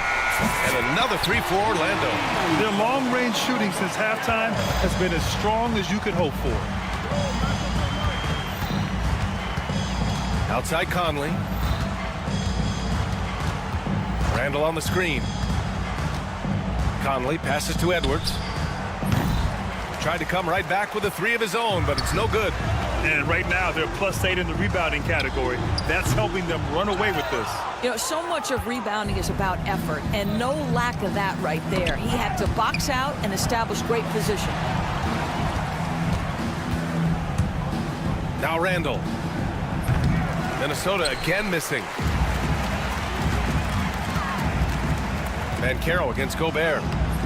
Banchero no good. I'll tell you, most of the time this guy's going to finish that, but that was tremendous defense that prohibits him from completing the play. Pass to McDaniels. Randall with it. McDaniels, a screen on Banchero. For three, Randall. Orlando grabs the miss. Yeah, they just can't seem to end the drought no matter where they shoot it from. And I think you can start to feel their frustration mounting. With every missed bucket, it becomes more and more desperate. And this is what we've come to expect from this guy, right? Not only making a ton of shots, but being efficient while doing so. Outside Conley. That one's off. Still out of sync. It'll count. Oh, at the buzzer! Wow! I didn't think he was going to get... And so it's the Orlando Magic in total control, up by 29 going into the break. They've had incredible success defensively, taking away good looks and pressuring shooters. We'll be right back with you shortly. And it's time now to bring you our State Farm assist to the game. Talk about painting a magnificent picture with that, Don. Just a great decision and a perfect delivery. We call that putting it right in the pocket, and he knew what to do with it once it was there. Well, there may not be a lot of drama down the stretch as we head into the fourth quarter, but stranger things have happened. And a look now at the 5 for the Timberwolves to start the fourth quarter. Ant is at the 2 with McDaniels playing the 3. Rudy Gobert is out there with Julius Randle. And it's Conley in at the point guard position. Caldwell Pope's shot is off. And you just can't afford to give up that kind of look very often. Gobert inside. He's covered by Caldwell Pope. Knocks it loose. Out of bounds. It'll be Orlando's ball. And Minnesota with some changes. Reed comes in for Gobert. And Miller subbed in for McDaniels. Miller. Orlando has gone 0 for 2 from outside here in the fourth quarter. Suggs outside. From downtown. Oh, he drains it. His 6th make in 9 tries so far. Boy, if Suggs is knocking this shot down consistently, the spacing will open up. Tipped.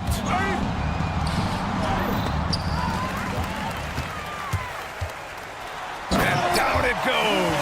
Jam that one home. And that's what happens when you don't take care of the ball. Hey, that makes the turnover hurt even more. At the end of the day, though, it's 2 points. Don't hang your heads. Let's get refocused and play with more patience. Edwards looking it over. Caldwell Pope pulls it in. You've got to find a way to get yourself going in some other way because hoisting from 3 is not the answer. They get it again. The kick out to Banchero. Tries again. It's rebounded by Minnesota. Miller outside. Pass to Reed. Randall outside. For 3. Rebounded by Suggs. Orlando's gone only 1 of 4 from the perimeter here in this 4th quarter. Batase with a screen. Caldwell Pope for 3. It doesn't go for him.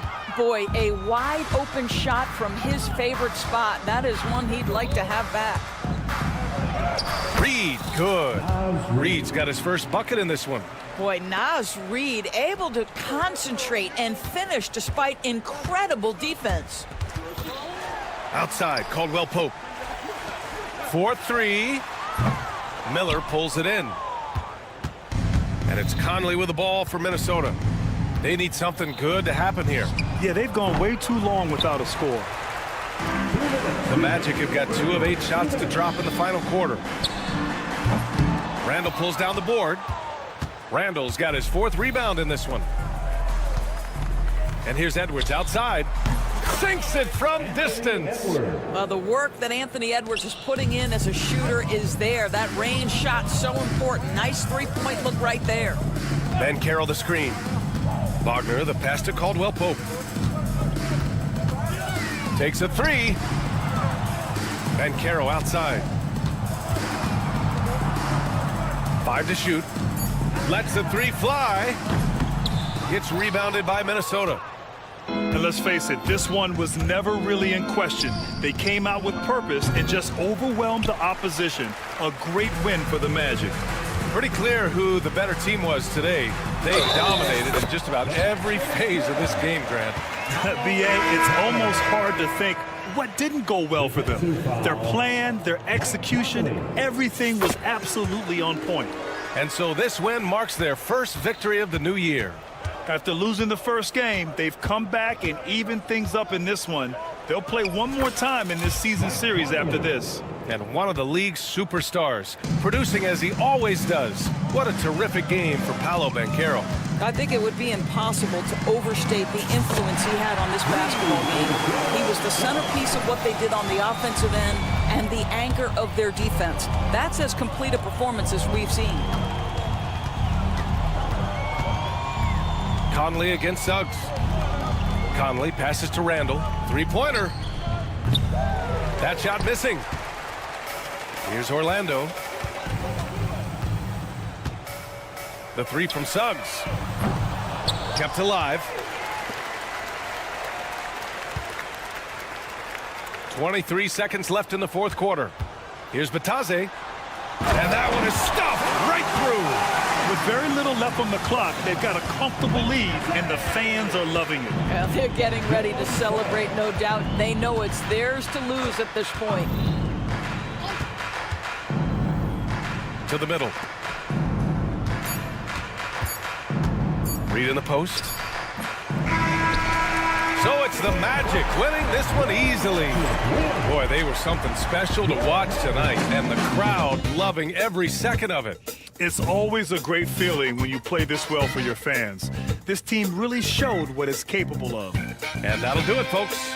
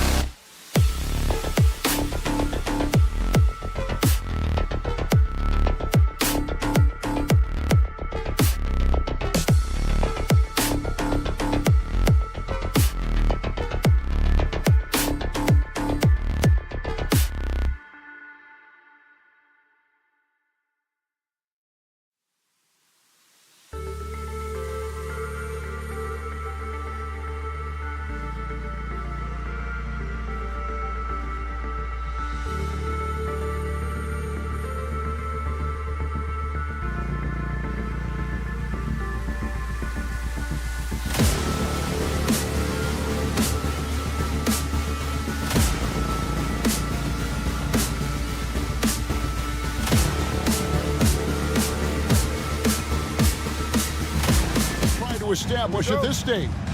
I think there's two things, Kevin. First, we're trying to build our habits the right way, everything. From the way we practice, to the way we prepare for games, to the way we warm up, all of it.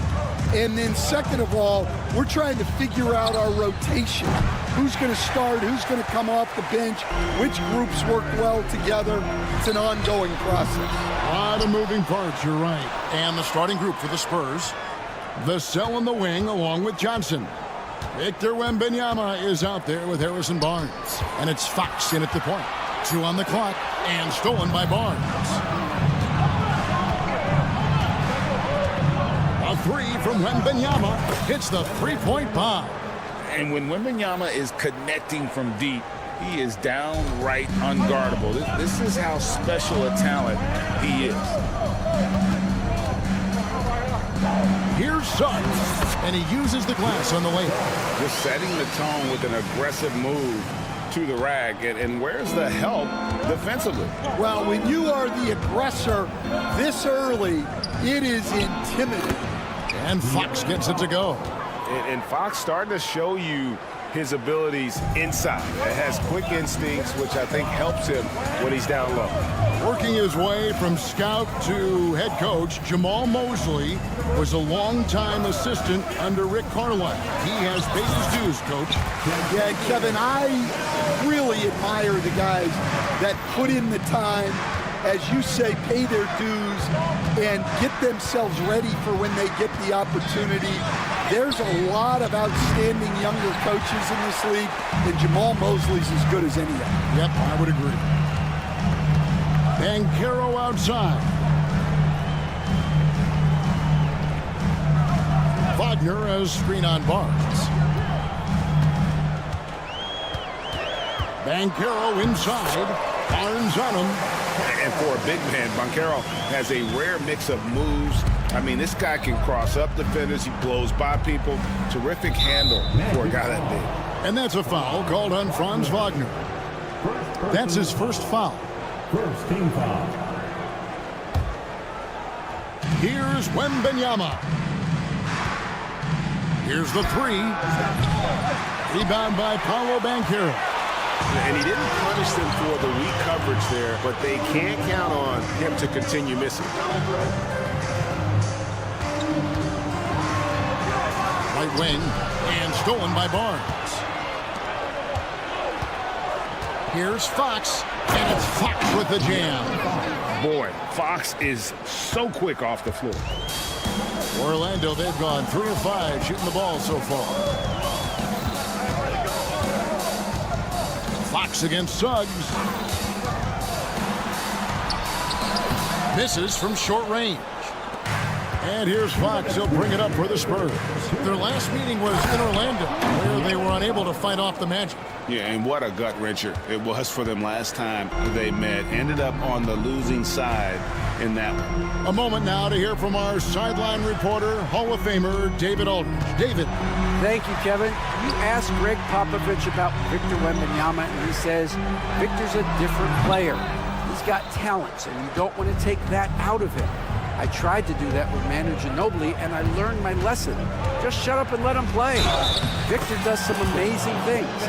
His game is all-encompassing. Kevin? That's a great way to put it, D.A. It is all-encompassing. Wembanyama is 1 of 1. Hey, thank you for the report. All right, Stan, let's put that coaching hat back on you. How in the world would you game plan for a player like Victor Wembanyama? Well, that's a great question, Kevin, and there are no great answers because he's so good. I think when you're guarding him, you want to be as physical as you can and keep him as far away from the basket as possible to negate his length. Defensively, or when you're on offense, his defense, I think you want to use his instincts to block shots against him, take the ball at him, draw him, and get the ball to open people. Sounds like a good plan. Yeah, but if it were that good, it would work more often against the guy that good. Get up, Jalen Suggs. This guy also a terrific football player in high school. Here's Fox, and stolen by Wagner. And here we go. Second chance shot. Here's Banchero. It's good for his second make. He's made 2 of 3 so far. The shots are certainly falling for him here in the early stages. Pass to Bitadze. Back to Suggs. Banchero against Johnson. And finished off by Banchero. When Banchero gets in tight, that's how he likes to finish. No layups for this big guy. He's all about the finish. Here's Wembanyama. And that concludes a high-scoring first quarter with both teams tied up. We've got...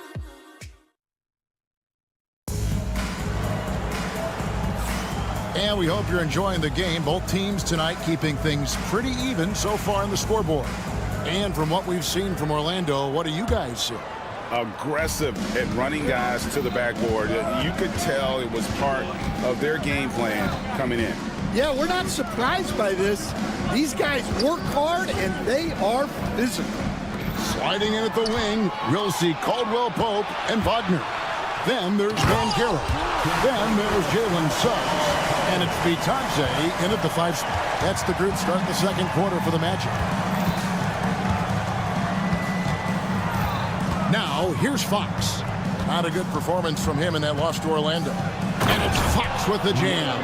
Hey, dunks aren't always for the big fella. A serious power move from the point. Well, in this league, you can see powerful plays from anyone and anywhere. Your position no longer dictates your scoring offense. Well, he can beat you in a lot of ways. Very challenging to defend. The all-time leader in NBA wins, of course, the great Spurs coach, Greg Popovich. So here is a guy who's a peer. What makes him so special, Stan? Well, first of all, Greg Popovich is not a peer of mine, Kevin. I would never be that presumptuous. This guy is an absolute icon in the coaching world. I think from the outside, I think what makes him so special is he's never looked at himself that way. He's never rested on his laurels. He's a guy that's always evolving and trying to get better. I love that assessment, but I do think you're his peer. Not in any way. And what's your take, guys, on the hustle sticks for San Antonio? Well, our coaching staff has to be happy with how active they've been defensively, forcing turnovers and making the offense uncomfortable. And something else they've done well tonight is finding points in transition. So far, the fast break has been a plus for them. The shot's good. Fox has got 4 points now in the quarter. His strong shooting has really helped them secure this lead. Here's Suggs, and Suggs throws it down. Good job of stepping up to the plate there, seizing back the momentum for his team. Yeah, plenty of lead changes in this game. It's gone back and forth. And Wembanyama gets it to go. And a monster game for Wemby with the matchup issues he creates. I'm not sure anyone in this league can stop him when he's on. And finished off by Banchero. Oh, and he went for the two-hander on the slam, using some muscle. Some urgency from him there, sure. Ball's knocked loose. And there's the drive. It falls for the 6th time in 7 tries this contest. That's 86%. And what's your take, guys, on the hustle stats for the Magic? Well, so far they've done a great job of reading the offense and repeatedly putting themselves in the right place to interrupt the play and force turnovers. And another thing, guys, they've been very active tonight, frequently creating scoring opportunities off turnovers. Fox against Suggs, and the whistle blows. It's going to be on Jalen Suggs. That'll be his 2nd foul of the game. Carter, he's checked in for Orlando. Anthony comes in for Suggs. Spurs also with the sub. Chris Paul's checked in for De'Aaron Fox. Wembanyama, a screen on Anthony. Taken away by Anthony. Caldwell Pope against Vassell. Spins. And Banchero passes to Anthony. No stopping him there. Jams it in as he's fouled. Chance now for a three-point play. Chris Paul picks up that. Yeah, nice focus to get it to fall. Now Anthony gets his chance at the line. So, Stan, we have a second-generation player in front of us, and next to us is Dad. Cole Anthony, he has his dad's gift, don't you think, for passing the ball? Yeah, Kevin, and a lot more scoring gift than his dad had. You know, the thing I love about what Cole has done, though, I respect so much, is he's accepted that role coming off the bench, and he's been such a great weapon for them. Banchero inside, covered by Barnes, tries the spin move. Just 5 on the clock. And finished off by Wagner. Well, with his size and athleticism, it's not hard for Wagner to get up there. Spurs trail by 9.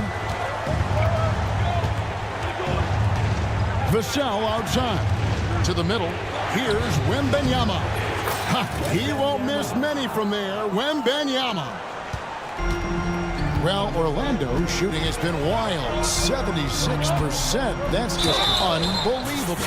And count it, the shot is good. He'll go to the free throw line. And this has been a great job of just getting into the middle of that defense and really scoring effectively from the paint. And the Magic making a change here. Isaac's checked in.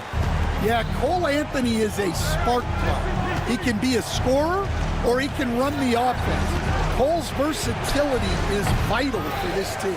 Wembanyama. And he battles for the ball and gets the second chance bucket. Wembanyama has got 10 points now just in this quarter. Anthony, no one around. The Magic again can't hit. The 10-footer. Love the confidence from Wembanyama. And boy, he's really in a groove. Dominant performance last game. Same thing this time out.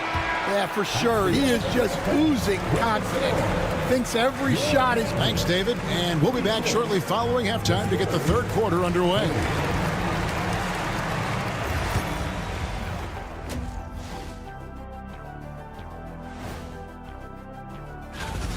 Love that they're taking high percentage shots, and it hasn't been easy for them. It's hard to score inside when the defense is collapsed.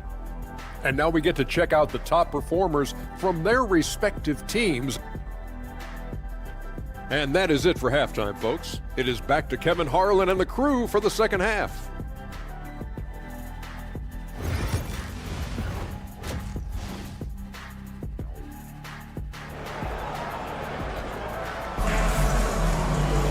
And after a fairly even first couple of quarters, the second half could turn out to be a great one as both teams try to gain an edge. We're seeing a tremendous game from Victor Wembanyama. And the bulk of his damage so far has come from the perimeter. A lot of threes early on. And defensively, they're giving him too many good looks out there. They need to start running him off the line. On the floor for San Antonio, the forwards for him, Johnson and Sohan. Then it's Castle, and it's Bassey in at the pivot spot, manning the middle. Stan, I've always admired you. Come from a coaching family. Was there a point growing up you knew you wanted to be a coach? Yeah, I loved being around the game, and so two things happened that drove me into coaching. Number one, I loved baseball, and I couldn't hit one, so that was out. And I wasn't a good enough basketball player to go on that way, so if I wanted to stay involved in the game, that's when I knew I wanted to be a coach. But your dad had a little bit of that in his background. I say in a little kind of tongue-in-cheek, right? He was a guy that led the way in your interest there. Yeah, my dad coached for over 40 years, and I think he had a great passion for it and always used to tell us that he never actually felt like he worked a day in his life. He loved it so much. Following in his footsteps. Terrific story. And Johnson plays with a lot of power, especially close to the basket. And here in the second half of play, we're just over a minute in. And that's a foul. It's called on Cole Anthony. That's his first foul. Yeah, way to get there first and be willing to absorb the contact. Here's McLaughlin, covered by Anthony. Banked in off the glass. McLaughlin's got his first bucket of the night. Terrific play call to give him a clean look at the rim. That's how you want to start the second half. Yeah, I like how they're establishing their interior presence right away. That's going to collapse the defense and create other opportunities. Important points there. Got him on a nice play, getting the ball inside and right to the bucket. They set the screen to the paint. And the call on the shot that sends him to the line. It's going to be on Wendell Carter. And you know what? You allow a guy to get right to the rim like that. That's your only option. And once again, Coach, this storied San Antonio franchise is on the upswing. It sure is, Kevin. Look, they've got a Hall of Fame coach and a potential Hall of Fame centerpiece to build a team around. They've got great talent evaluators in the front office. You can't ask for a better recipe for success. And he comes up with the deuce. Black's got his second basket. And we always talk about making your teammate better. That assist was right on target. Here's McLaughlin. Again, the miss by the Spurs. Orlando leading by 4. Although they were eliminated in the first round, last season was a success stand for the Magic. It sure was, Kevin. I don't think many people had them even making the playoffs, but they fought hard, pushed the Cavs to 7 games, and gained valuable playoff experience. Catching up on the changes for Orlando. Houston's checked in, and Harris subbed in for Franz Wagner. Three-pointer. San Antonio with the rebound. At the conclusion of this game, they're off to Washington. They'll face the Wizards. Closing in on the end of this long road trip, as that will be game 6 of 7 straight away. And up the court come the Magic on the break. Black the pass to Wagner. Back to Black. And Jordan McLaughlin picks up the foul here. That'll be his second foul of the game. 1:58 left in the third quarter. And Wagner has it in the corner. Here's Castle. Started by Howard. Shooting foul. And yep, we thought we might see it. And the coach's challenge has been triggered on the personal foul call. And I think when it comes to some of the more difficult calls to make, personal fouls can be tough. The action is so fast. Previously 2 minutes to review the play. Wonders of technology. We've seen replay reviews so effectively, and the ruling on the floor is confirmed. And so the word is in. They've decided that the call stands as it was made on the floor. And you know, even if a coach still feels this wasn't the right call, you got to acknowledge the effort being put in to reviewing it. The double checking, and the game continues on.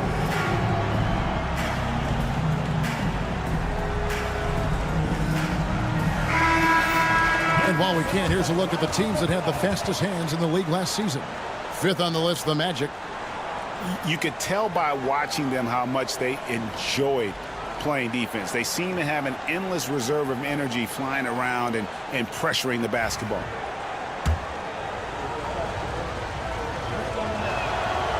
No good on that one. It's so easy, Coach, to highlight the athleticism, but there's certainly a mental aspect to the game as well. I know you value that as a coach. You can never, Kevin, overestimate how important intelligence is. I was in the NBA, or have been around the NBA for 30 years, and I have never seen one really good player who wasn't really smart. Sohan, and he drops in the layup off the glass. Such a unique player. Jeremy Sohan can score anywhere on the floor. He does great things for his team. They set the pick. Pass to Suggs. 1:07 left in the third quarter of the game. 5 to shoot. The Magic need to get a shot off here. Here's Black. The Magic again can't hit. Spurs trail by 3. Here's Castle. Nothing on the board. Passing, no good. And even without that three-ball dropping for him, the defense should have done more on that last play. He dents the rim with a two-handed slam. Wow. And there is no better way to add to the lead. Isn't that true, GA, especially when the slam is coming from the point guard? It shows you're able to attack the rim from any position. 2-second difference between shot clock and game clock. Now one near Suggs as he lets it go. Connects from three-point range. And now an 8-point Orlando lead. San Antonio's gotten blank from three-point land so far in the third. Still 0 for 3. Fires the three. McLaughlin, no good. One-on-one fast break. Pulls up from the corner. That's good from Suggs on the assist by Caldwell Pope. Suggs has got the lead up to 10 now for Orlando. And here at the end of the third quarter, it's a double-digit ball game. Orlando out in front. And now we have a moment to reveal our State Farm assist of the game. And I'm glad this was the pick because I love this pass. Such a great dish. That's what I call court vision. Yeah, he puts that pass right on the money and made things look easy for his teammate. Fourth quarter of action is upon us. Thanks, as always, for joining us.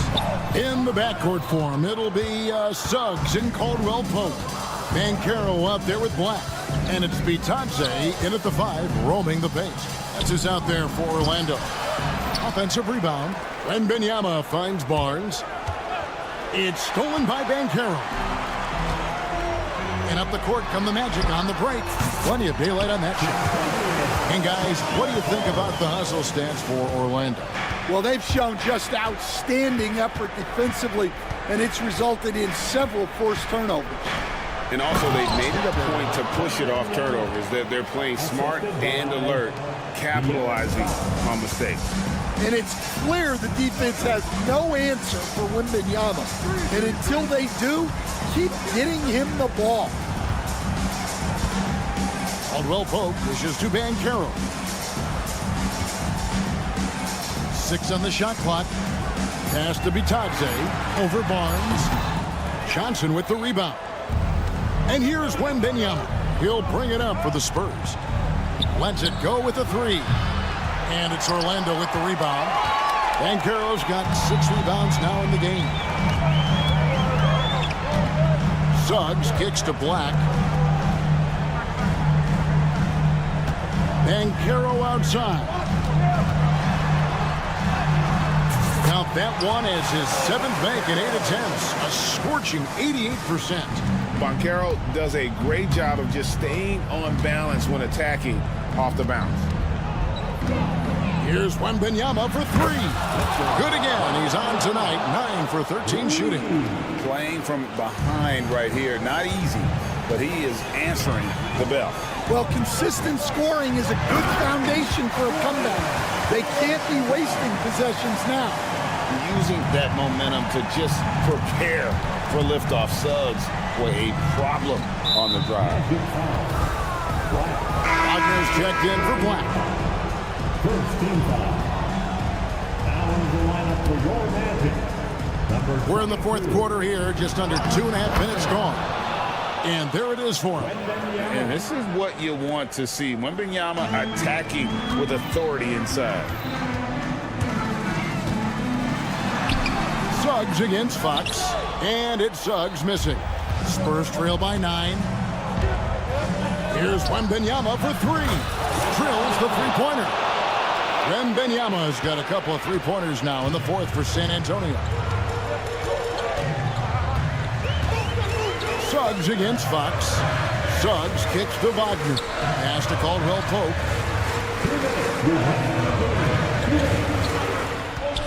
Here's Bitadze. Now Banchero. And finished off by Banchero. And Banchero is putting it all together, capable of scoring from all 3 levels. They double-team Wembanyama. And a bit of a battle here for the ball. The official signals a jump ball here.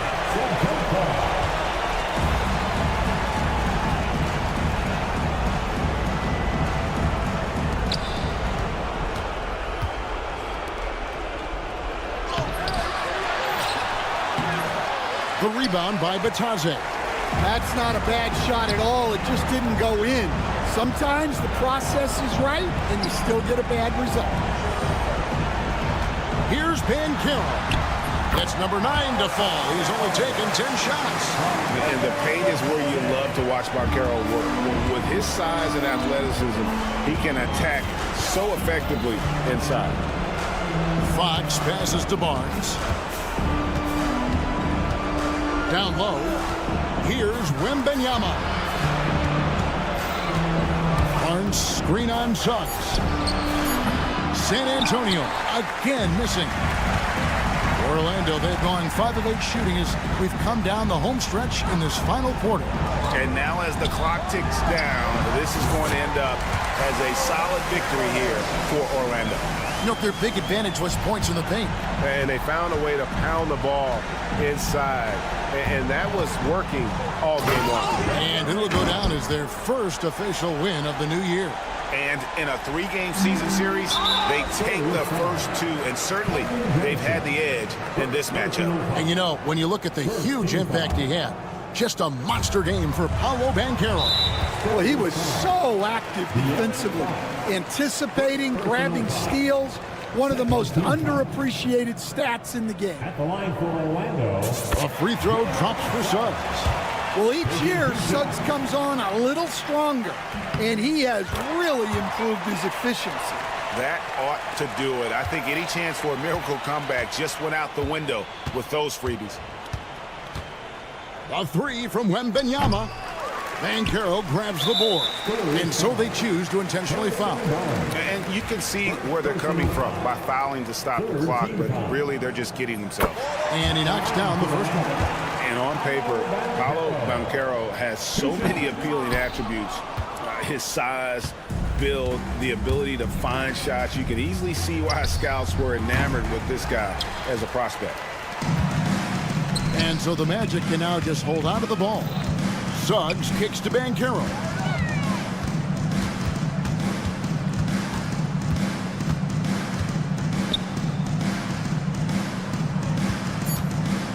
Here's Wagner.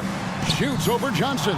Misses the baby hook. And so it's Orlando taking this one by a big margin. A confident win and one where they clearly showed the greater effort. Yeah.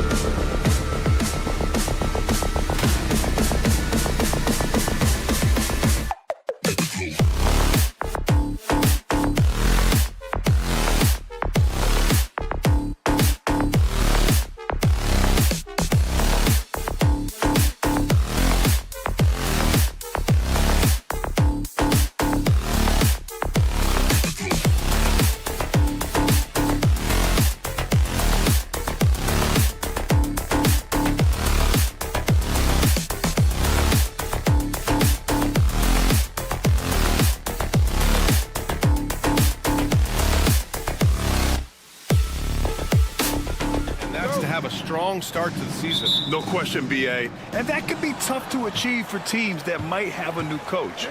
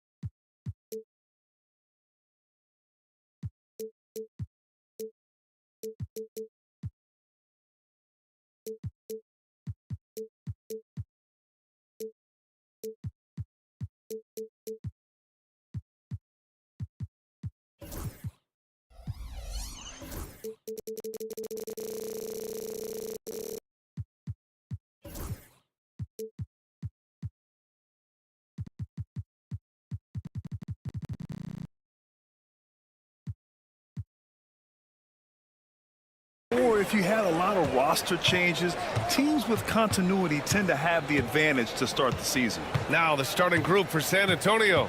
Vassell and Johnson are the 2 and the 3. Wembanyama out there with Harrison Barnes. And it's Fox in at the 1 spot. 4 on the clock. Oh, and a vicious dunk by Barnes. Okay, HB, I see you still pack a punch. That's an impressive finish. Conley looking for an opening. It's stolen by Johnson. Vassell passes to Wembanyama. Let's go with a 3.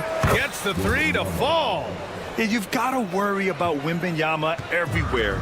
He puts a defense to the test. All right, let's get a report from Allie. I caught up with Coach Chris Finch. We talked.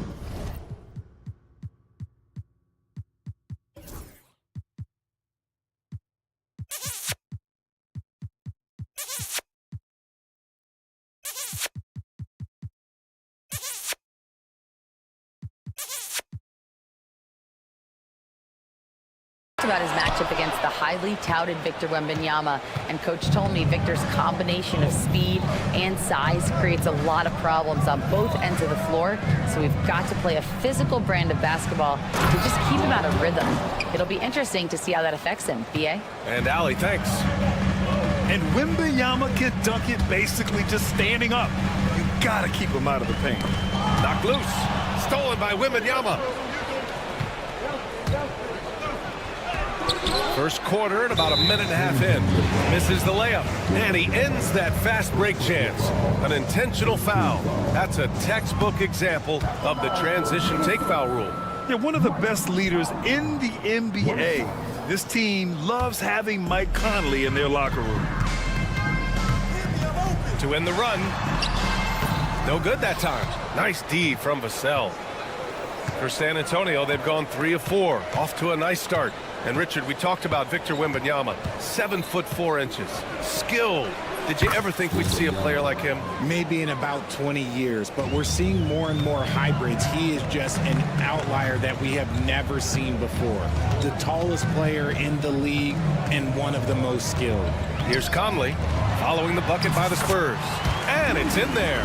Yeah, and Gobert's teammates encourage him to seek out his offense, especially when he's this deep. Fox, the pass to Johnson. Back to Fox.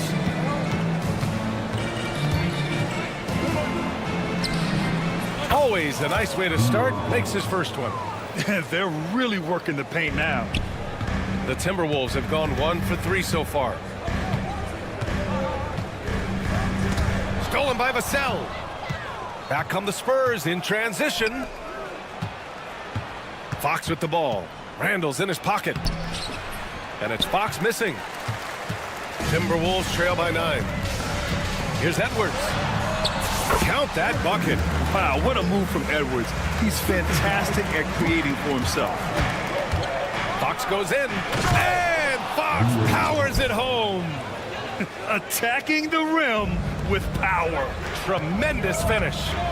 The kick out to Conley. 1:56 left now in the first quarter. Outside Wembanyama. And he can't extend the lead to double digits. The Timberwolves have gone just 2 for 4 from the floor. McDaniels can't hit.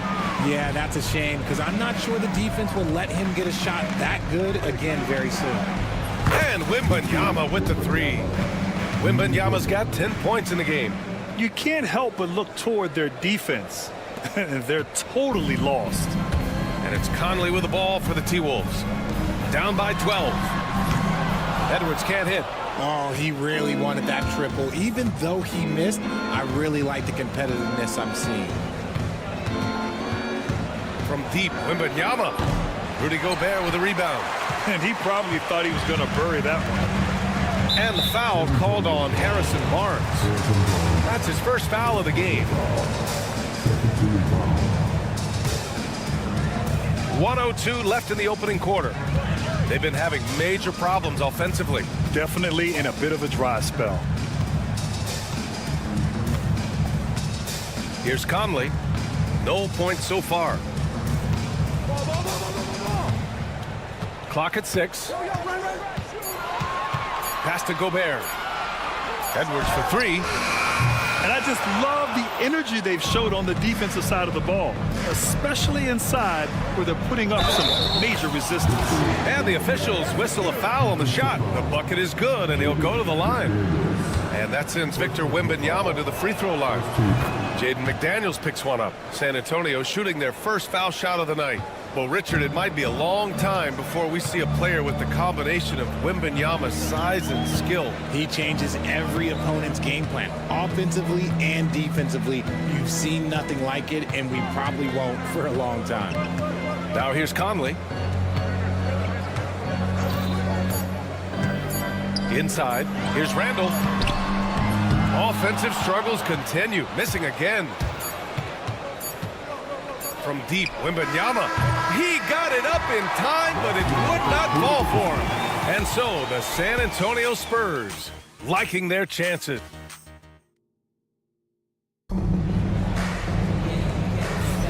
We welcome you back to second quarter action. Plenty of basketball left to play, but this one has been one-sided so far. And what do you guys think so far about the offensive approach for the Spurs? They've started the game the right way, penetrating the defense and attacking the rim. They're just not settling. And what's more, they're getting their feet wet down there in the paint early on. Not shying away at all, taking it inside. What a great way to start. We've got Naz Reid, Dillingham out there with Nickeil Alexander-Walker. Then it's Miller, and it's Ingles in at the small forward position. So that's the lineup from Minnesota. I like the intention, the focus, finding a way to make it work inside. Here's Fox. Wow, the athleticism of Fox. Flashing that creativity is so much fun watching Fox carve up defenses like this. Here's Dillingham. 8 points in his last time out. Miller outside. Outside, Alexander Walker. Here's Dillingham. A shot from the low post is good. Dillingham's got his second bucket of the night. Nice dribble move to get to the hoop for an easy 2. Fox feeling it out a bit. Over Dillingham. Outside Barnes. Pass to Wembanyama. Here's the teardrop. Oh, too much length from Wemby. And the offensive skills of Wembanyama are a huge part of his high value, and nice to see him delivering. Here's Dillingham. Miller outside. Here's Dillingham. Miller a screen on Fox. The Timberwolves need to get off a shot here. Oh yeah, that'll do it. Wow, an emphatic two-handed slam. Wembanyama against Reed. Left side, Wembanyama. Rebound, Minnesota. They came away with a victory in their last meeting, which, by the way, was also in this building. They really scrapped out a win last time. Foul trouble on the other side helped them immensely. We'll give them credit for being the aggressors and seeking out the content. Did a great job of baiting the starters into fouling them. Spurs lead by 13. And from the sideline, let's catch up with Allie. Victor Wembanyama is looking to make the Spurs a contender. He said, my hunger is bigger than ever to win and compete. I can get so much better, and this is what I'm trying to do every game, every week, and every month. There's no need to be frustrated. I keep my long-term goals in mind. Passion and patience. Good stuff, Allie. Thank you. And Minnesota with possession here. San Antonio getting their last shot to go. Here's Alexander Walker. Played it in with a nice touch off the window. Brent, starting to see more players throwing alley-oops to themselves off the backboard. Did you ever do that? In practice, maybe, but although I had some leaping ability early on, I never had the audacity to do it in a real game. He is a rare one who's more comfortable inside. Fox, look, his game is about attacking, getting in close, not necessarily making a ton of threes. Now here's Alexander Walker. He had a 21-point outing in their last game against Portland. And out of bounds, San Antonio will have it. And a look here at the scoring trend over the last several months for De'Aaron Fox. And he's been trending downward in terms of his average points per game, and a number of reasons can lead to this. But he needs to figure out how to get back on track. Everyone loves seeing Wemby put up serious points. His team, his coaches, definitely the fans. That's what they pay for. Here's Dillingham. Outside, Ingles. Pass to Miller. 1:11 left in the first half of basketball. Ingles, a screen on Barnes. Down low. And Ingles gets it to go. The assist from Miller. Ingles has got his first basket. They're punishing those late defensive rotations, getting good looks inside throughout the half. Fox. Reed against Wembanyama.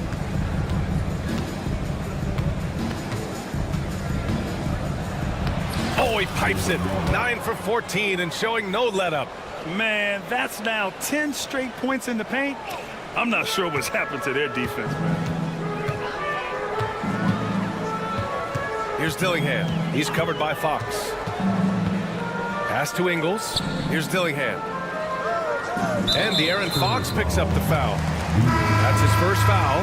A big group substitution here for San Antonio. Bassey, he's checked in for Wembanyama. Sohan comes in for Barnes. Castle's checked in for Vassell. And it's McLaughlin in for De'Aaron Fox. Now here's Alexander Walker.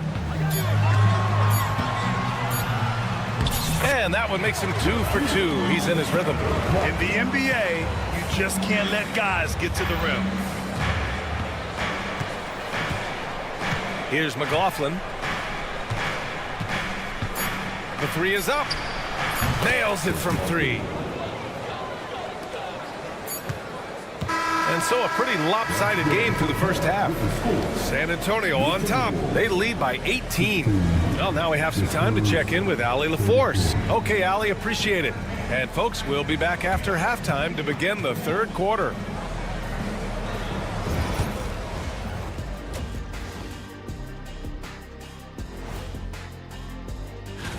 Well, right now for the Spurs, you really get to see what they're made of after your hard work in the offseason.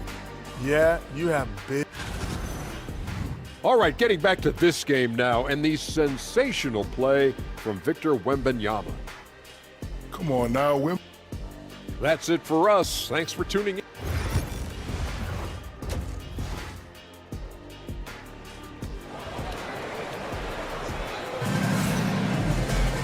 And after a very lopsided first half, we'll see if things play out a little more evenly in the second. You know, Victor Wembanyama has been exceptional here, guys. They've leaned on him to provide a lot of offense, and that's how he likes it. He always wants to be a go-to guy for them. I'm sure he'll be calling for the ball even more in this half. Here's who Greg Popovich is starting the second half with. Johnson is at the 3 with Sohan down at the 4. Castle is out there with Jordan McLaughlin. And it's Bassey in at the center position. Here's McLaughlin. And it's flushed down. A nice jam. And although he's undersized at his position, his vertical, yeah, that'll clean up a few mistakes. Now here's Ingles. Miller outside. Back to Ingles. Pass to Miller. 6 to shoot. Back to Ingles. Nice pass, nice catch, and a resounding dunk. I'll tell you, he is so tough to keep down once he gets near that rim. Yeah, he can get up even a few notches higher. Here's McLaughlin. Dunks it hard with one hand. Wow, he makes it look easy. And just a crafty move to get free for the dunk. Yeah, he's not just trying to score, he's trying to embarrass someone. Spurs foul. First team foul. And here's Alexander Walker. Out to the right wing. 6 on the shot clock. Pass to Reed. A slam dunk by Reed. Just a textbook lead pass right there, putting it right where it needed to be.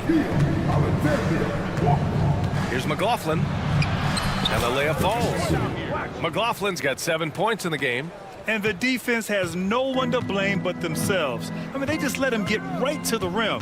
That's a great possession. Put your best players in a position to succeed. Here's Dillingham. Pass to Alexander Walker. Reed with it. Ingles from outside. They get it back. Here's Dillingham. He has 6. And there's the screen. To the inside. Miller. And it goes. As the official calls the foul, count it, and he'll shoot. And coach doesn't like the call at all. He's opting to use his challenge. He wants the officials to look at the replay. People were worried that this would slow the action. After the review, the rule of the floor is overturned. The NBA was smart to adopt this challenge policy in 2019. You know, one thing this does for a coach is let his players know he's got their back. If they're adamant that the call was wrong, he'll back them up and make the refs take another look. So they see clear evidence of a bad call, and they're going to overturn it. Probably the right decision. And give credit to the officials for recognizing the mistake and correcting it. Nobody likes to say they got it wrong, but they fixed it in a hurry. Yeah, he tried to gain position, but couldn't quite get there. First team foul.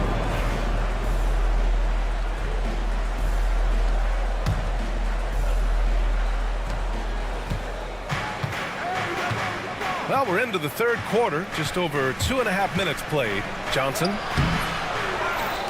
Pass to McLaughlin. Here's Bassey. Second chance shot. And he connects with a jumper. He's got 9. And the Timberwolves with possession here.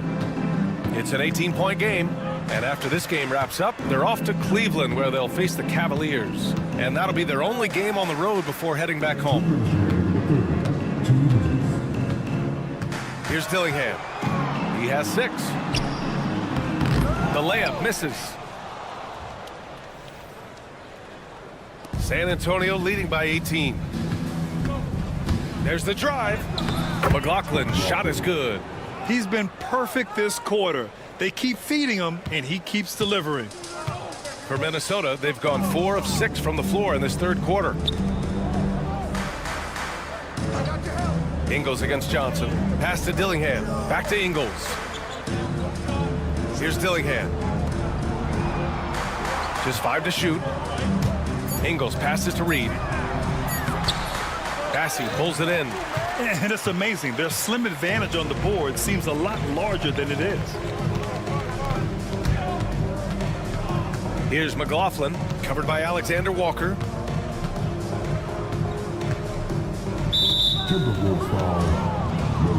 Mamakelishvili's checked in for Johnson. Spurs substitution, number 54, Sandro Mamakelishvili. 59 seconds left in the third quarter of the game. Here's Mamakelishvili. Offline with a 3. Yeah, and the defense has really got to tighten up on him. I mean, he's just too dangerous from the three-point line. Outside, Alexander Walker. Back to Miller.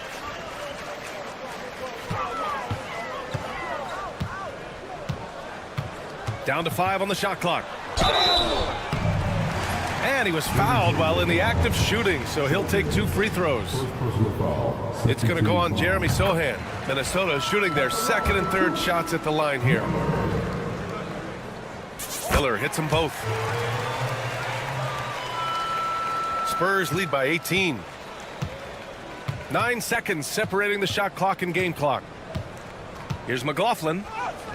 Hey, he's now 6 for 6. He is cooking right now. And their offensive game plan is clear. Get it inside and go to work. There's 18 seconds left in the third. Ingles finds Miller.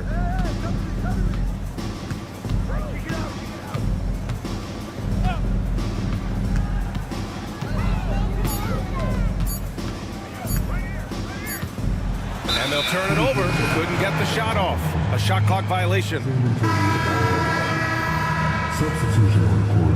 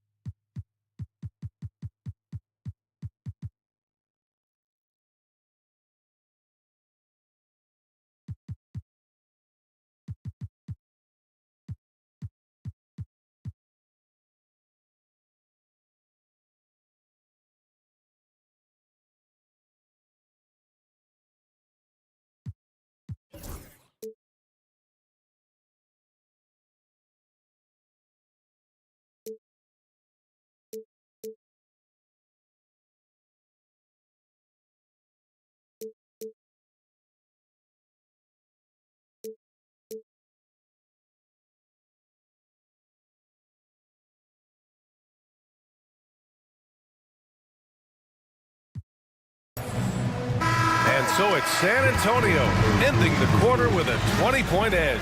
Their efficiency has been off the charts. They're running their sets well with patience and purpose.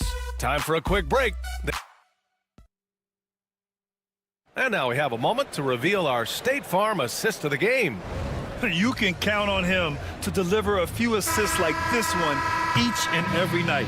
And the ability to drop your jaw with the pass is something you rarely see in this league. What a talent he is. And with the fourth quarter upon us, time is running out for this game to become competitive. Miller is out there with Naz Reid. Then it's Joe Ingles. Then it's Nickeil Alexander-Walker. And it's Dillingham in at the 1. So that's the Timberwolves 5. Pass to Dillingham. And the NBA has regular season games outside the U.S., all over the world. How important is that, Grant? It's so important, B.A. I mean, basketball has become a global sport. And just look at the recent MVPs. They're mostly international players. So playing games in those countries has helped the game grow all over the world. Well, the Timberwolves shooting it well, around 55% for the game. Pass to Alexander Walker. Here's Dillingham. Back to Alexander Walker. Shot clock at 5. And the layup is good off the glass. Getting the ball inside, usually a pretty good recipe. Stripped it away. And here we go, the Timberwolves on the run. Miller with it. He's picked up by Vassell. Pass to Dillingham.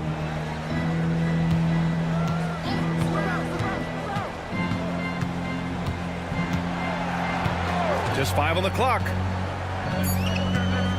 The kick out to Ingles.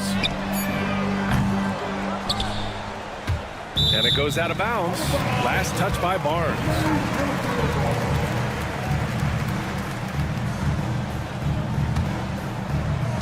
Spurs on D. Outside, Alexander Walker. Shot clock at 6. Pass to Reed. Shoots over Barnes. The rebound by Victor Wembanyama. Wembanyama's got his 5th rebound in this one.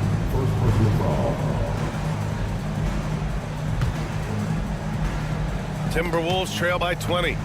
And that's out of bounds. Minnesota will retain possession. He clipped the ball there, but not enough to nab the steal. That's fine. You love the effort, not making things easy for the opposition on offense. Johnson against Ingles.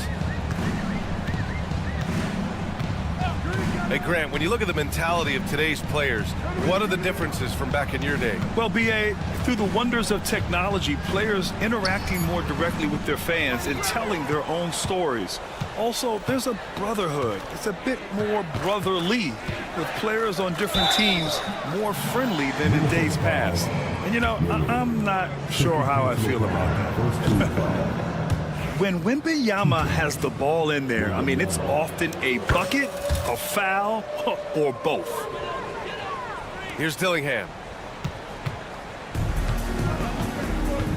A little over 2.5 minutes have passed here in the 4th. Outside, Alexander Walker. Pass to Dillingham. Shot clock at 5. Oh, rejected by Wembanyama. With his length and energy, Wembanyama has the ability to be a game-changing defender. Fires the 3. Rebounded by the Timberwolves. Pass to Reed.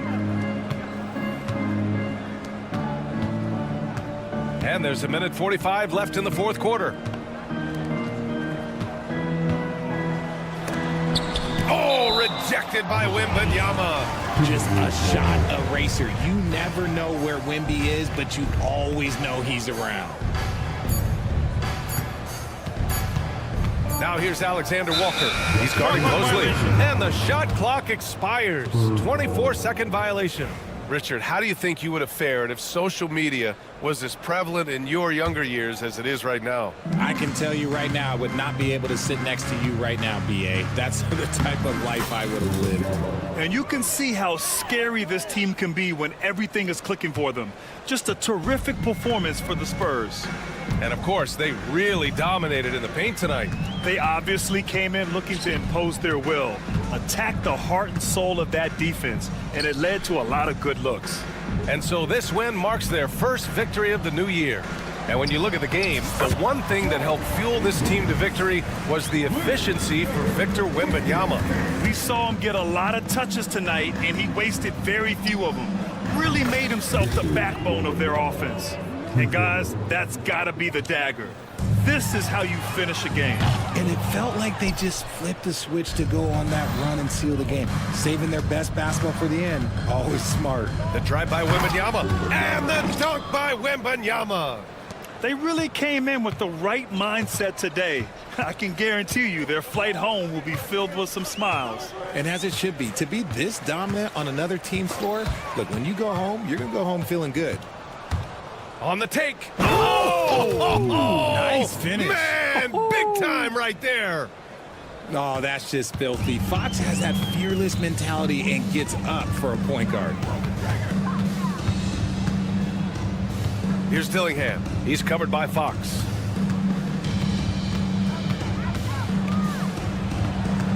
Miller left side.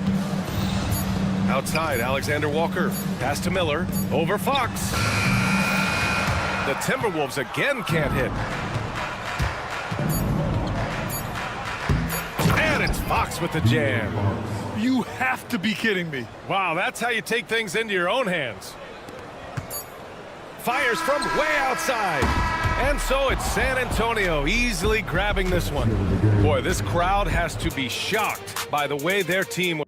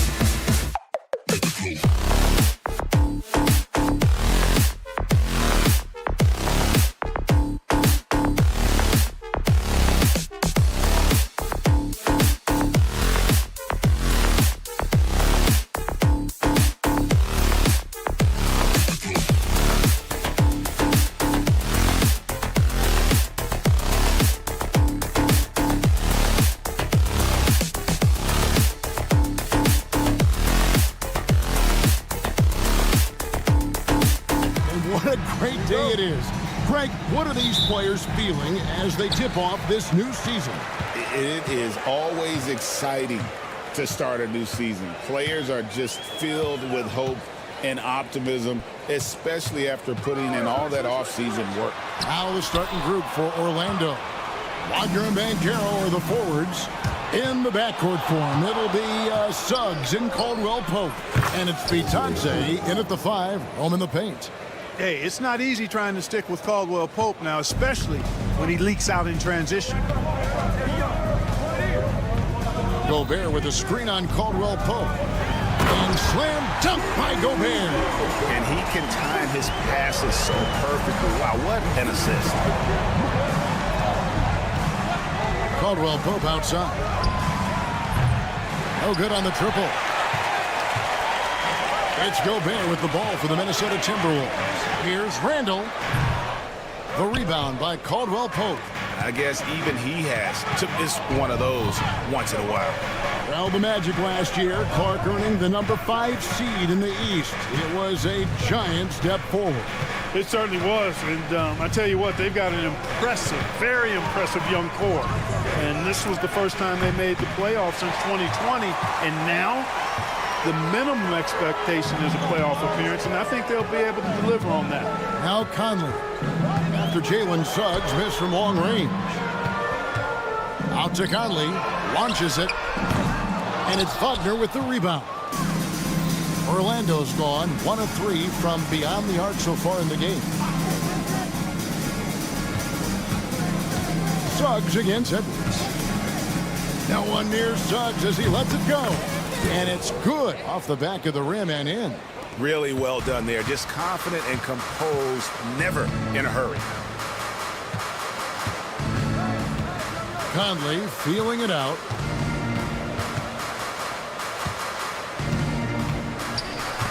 Randall a screen on Caldwell Pope. Conley finds Randall, and Randall throws it down.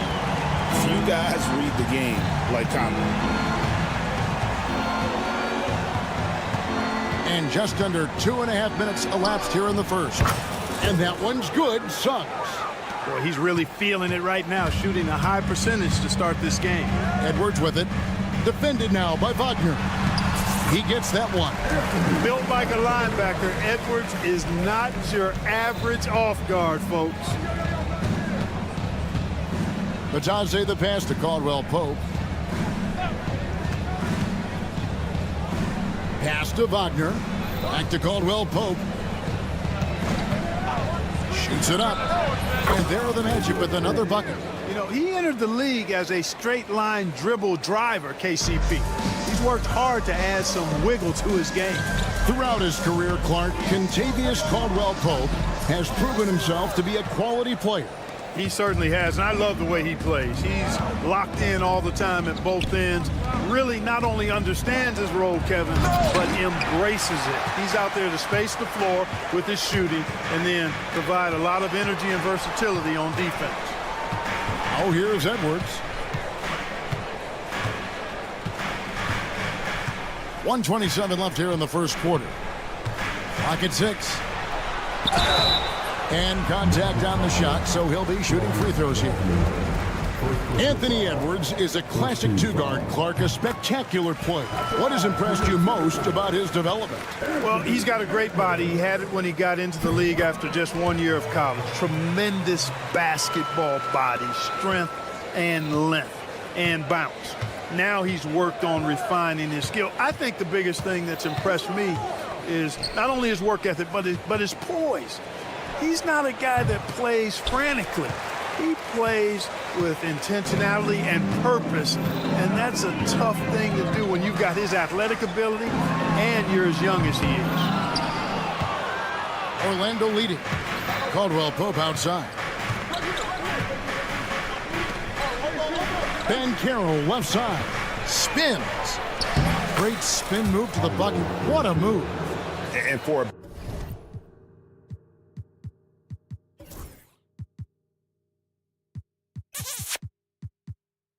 big man, Banchero has a rare mix of moves.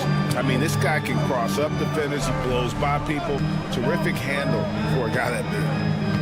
Now Now here's Edwards. Got a piece of it. And so it looks like the Timberwolves will retain possession here.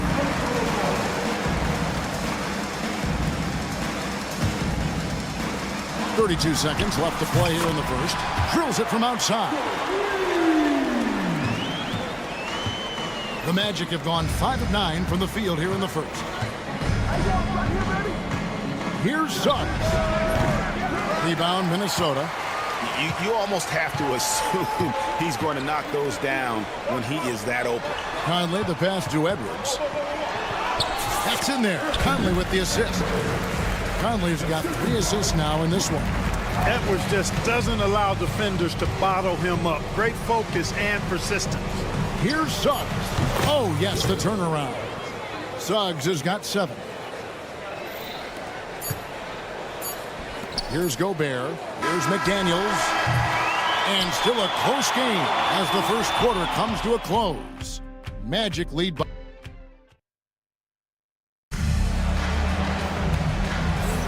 And getting going again here in the second quarter. Fairly close game so far. And when you consider how the Magic are doing, what do you think? Well, this is the edge that great rim protection can give you. Yeah, you know, you have a guy in there blocking a bunch of shots or multiple players blocking shots. It causes the offense to think twice when they go up for shots in there. This is how the floor looks for the Magic starting the second. In the backcourt form, it'll be Suggs and Caldwell Pope. Wagner and Banchero are the forwards, and it's Bitadze in at the center, locking down the middle. And there's Banchero on the assist from Suggs. Banchero's got his second bucket tonight. And we've seen several lead changes tonight, neither team giving an inch. Yeah, and the lead has changed hands, and it just hasn't stayed in those hands very long when it's changed. Back and forth we go. Several lead changes going on here in the early portion of this game. It reminds me of that cameo song, Back and Forth. Greg, this is some kind of note. Last year, Minnesota, for just the second time, had ever won a series in the postseason. Yeah, they've been bounced in the first round, 10 of 12 appearances. But last year's team was different. Their elite defense fueled the conference finals run. 6 to shoot. Inside, Randall. And Randall throws it down. Boy, what a throwdown by the well-built 6'9" Julius Randle with power. And while we've got a moment, let's send it over to our terrific reporter, David Aldridge. David? Kevin, Franz Wagner grew up in Germany, but he says one of the reasons that I went to college in the U.S. was to learn a different mentality. The game is played more competitively, and talking trash is welcome. I had it in me deep down, but that brought it out more. That combination of styles has helped him to this day. Kevin? Great stuff, D.A. Thanks. Clearly the strength of Gobert's game. Tough cover down low. Bitadze the pass to Banchero. They set the pick. This one for 3. Traps in the tray. Banchero's got his 3rd bucket of the night. And when you've got a big man who can shoot from distance like that, what a huge advantage. Outside Edwards. And a little under 2.5 minutes gone by here in the second quarter. And the bucket is good. 3-point play chance here for him. That's all weight room right there. Edwards powers through the contact for the hoop and the harm. And a chance for just a second to check out the scoring breakdown for the Timberwolves. Everything working for them inside so far, guys. Tons of high-quality shots that they're knocking down inside. And one more thing they've done well tonight. They've attacked the rim viciously and have gotten a lot of points by just going at the defender. Edwards against Suggs. Edwards with it. 12 points for him. The Timberwolves need to get a shot off here. It's 3-on-3 on the fast break. Here's Suggs. And Suggs throws it down. That's just a case of really good anticipation from Wagner. Allowed him to swipe the ball and get the play started. Now Randall. He has 6. And Randall throws it down. He just powered that one of the game's top dunkers. Absolutely salivates when he attacks the rim. Over in the corner, Caldwell Pope. Stolen by Michael Conley. Edwards kicks to Gobert. Edwards passes to McDaniels. Randle with the ball. Picked up by Banchero. Back to McDaniel. Comes up empty down low. Does not get much easier than that, but somehow he came up empty there. That's good from Caldwell Pope on the assist from Banchero. And that's now 7 points for Kentavious Caldwell Pope. 54 seconds left in the first half of basketball. Conley the pass to Randle, and Randle throws it down. Another dime in the stellar career of dime dropping by Mike Conley. I tell you, he's dropped thousands of dimes in his career. Conley against Caldwell Pope. Takes the three. Buries it from three-point range. Caldwell Pope's got 10. And the D has gotten a little bit laxed here defending the triple. Now 8 seconds separating the two clocks. Randle with a screen for Edwards. Rebound by Paolo Banchero. The Magic have gone 6 of 9 in the second quarter. Some good work from the field. A shot by Caldwell Pope, no good.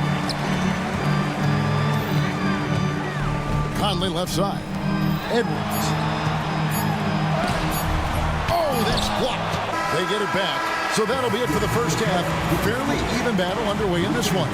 Magic out in front, up 1. Stay with us, folks. We'll get back just after halftime to start the third quarter.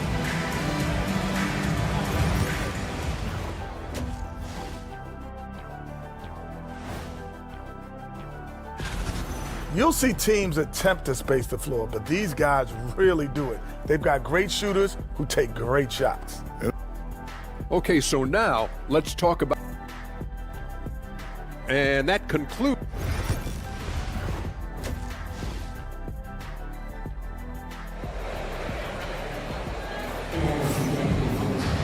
And we're halfway through this one. Plenty of basketball left in a game that's been fairly even so far.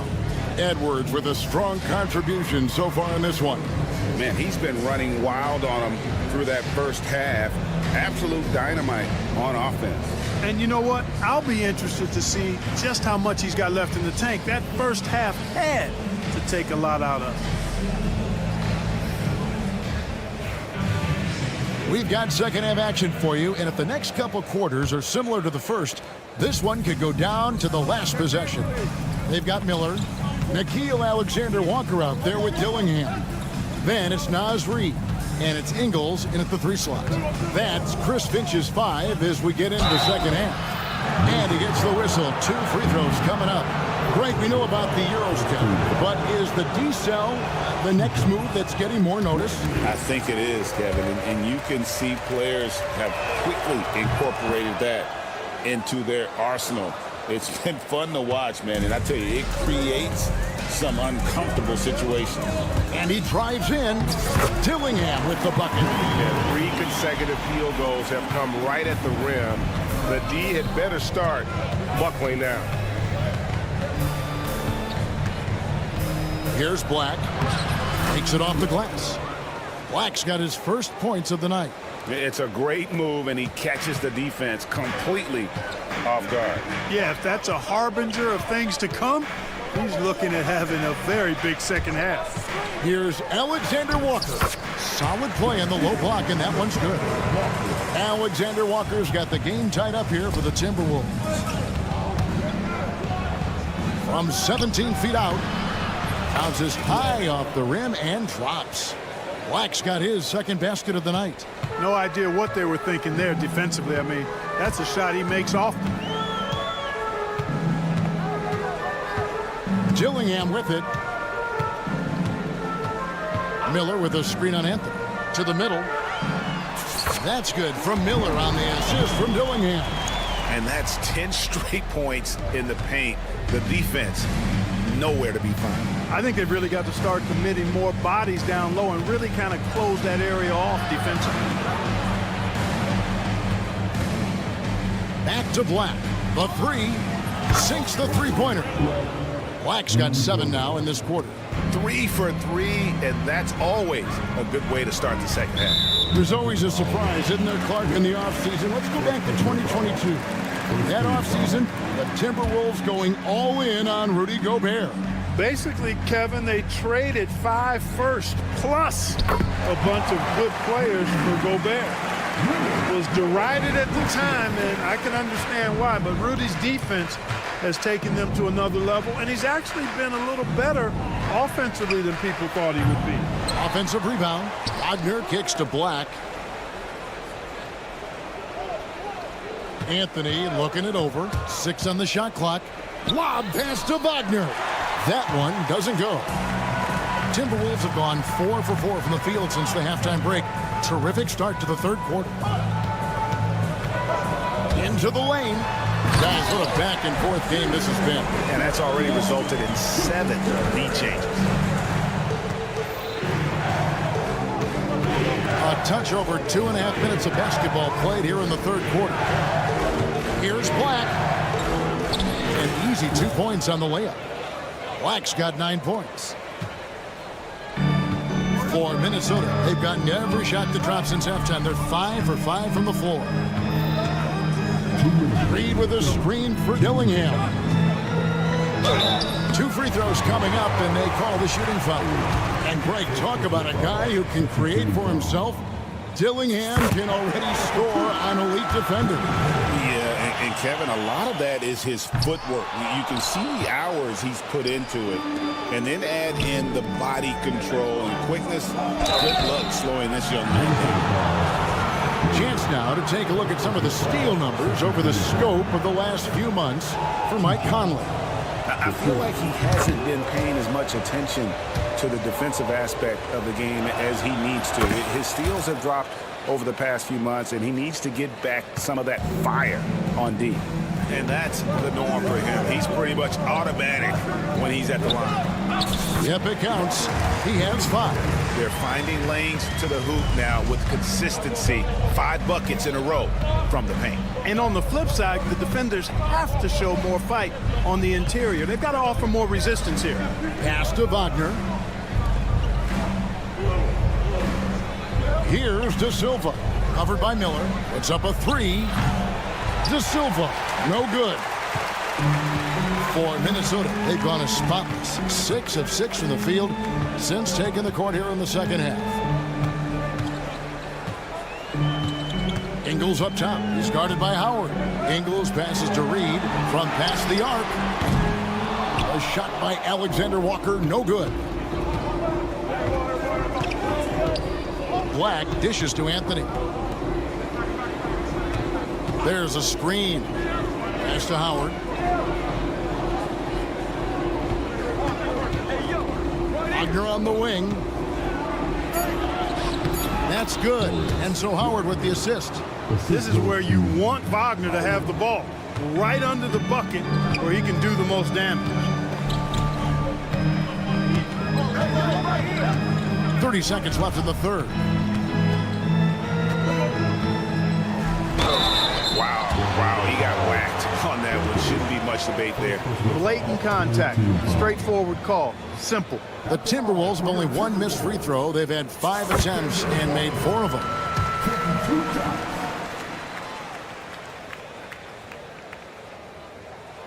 And so, Alexander Walker nails both of them. Orlando's gone 1 of 3 from downtown since halftime. Here's Black. And again, it's Orlando converting. Boy, has he put his foot on the pedal here this quarter. He's doing a terrific job in terms of leading their offense. And it's going to be out of bounds. The Magic will take it. Substitution on the court.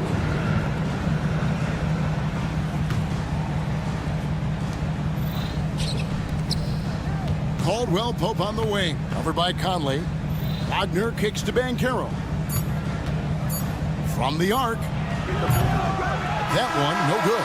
And the game still closely contested as we end the third quarter. Magic. And let's go back to a terrific pass that we're calling tonight our State Farm assist of the game. And the definition of teamwork right there, guys. I mean, what great communication between them, and what a beautiful feat. For me, next to the big-time alley-oops and monster throwdowns, passes like that are probably the next best thing when it comes to sweet-looking NBA highlights.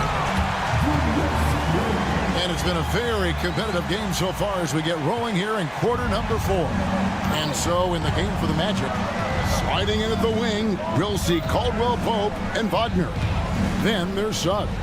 Then it's Paolo Banchero. And it's Bitadze in at the 5 down low. On its way from Caldwell Pope for 2. Rudy Gobert with the rebound. Gobert's got 7 rebounds in the game. And gotta like what they've been doing down low in the post. I certainly do. You know, I like to see guys do their work inside. Their rebounding has been excellent, and that's always important in a close game. Back to McDaniel. And the toughness McDaniel... Folks, the coach's challenge has been...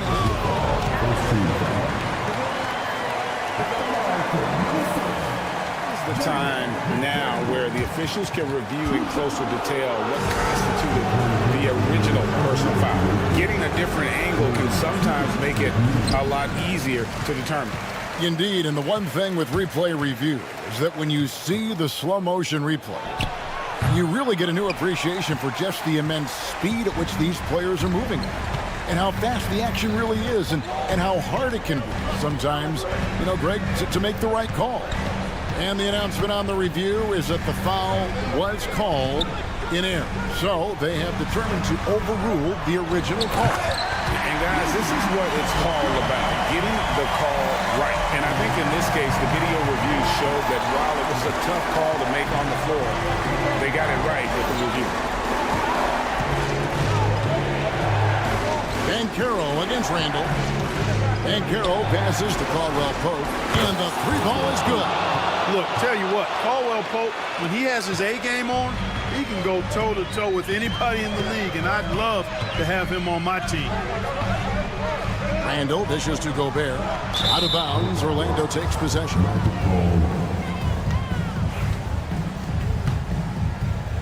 Second minute off the clock now in the 4th. Suggs looking around.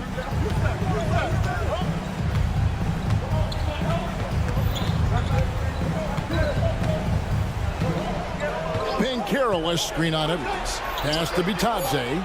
On the clock. Offensive rebound. And it's Conley with the ball for the Timberwolves. And he lobs it up toward the rim. Up high to stop the alley-oop. And you can see him give a little nod and then just burst to the rim for the alley-oop slam. A pair of teammates, Greg, with a terrific feel for each other. Man, I tell you what, guys, that's a big play to make in a close game. Potential momentum builder there. Banchero finds Suggs. Out to the wing. Randall against Banchero. The turnaround jumper. Bullseye. Now it's a 5-point Orlando lead. No shame or fear in this young fella. Banchero going to take on any big shot. Love seeing that from him. Conley with it. Now guarded by Caldwell Pope. Edwards against Suggs. Edwards kicks to Randall. Good on the triple. Randall's got 5 points now in the quarter. Calm when it counts. Randall has that clutch DNA. Suggs against Edwards. Banchero is screened for Caldwell Pope. Pass to Bitadze. Back to Caldwell Pope. The Magic need to get a shot off here. Shoots the 3. Good for basket number 6 from him in the contest. He's shooting 6 for 12. This dude, folks, has ice in his veins when the game is tight. Kentavious Caldwell Pope. For 3, Edwards. Rebound by the Magic. You know, to cut deficits, you got to be making smart basketball plays out there. Taking care of the ball. It's not done by hoisting up bonehead threes like that. Here's Banchero. That one is good again. He's 6 for 8 from the floor with the basket. relentless in their approach, even with the game firmly in hand.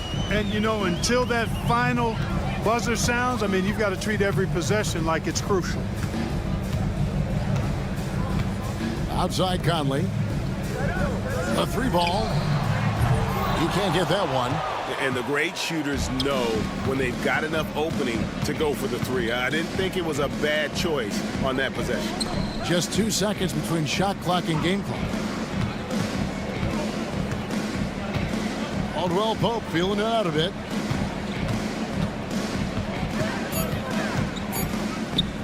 No one near Banchero as he lets it go. Again, the Magic score. So the Magic win it. A solid win on the road for them. This building was dead silent by the time, GA, this one wound down. And that's what you want to do. Take the crowd out of it by crunch time. Don't give them any chance to lift their team up at the finish. And that's going to do it tonight, folks, for our broadcast.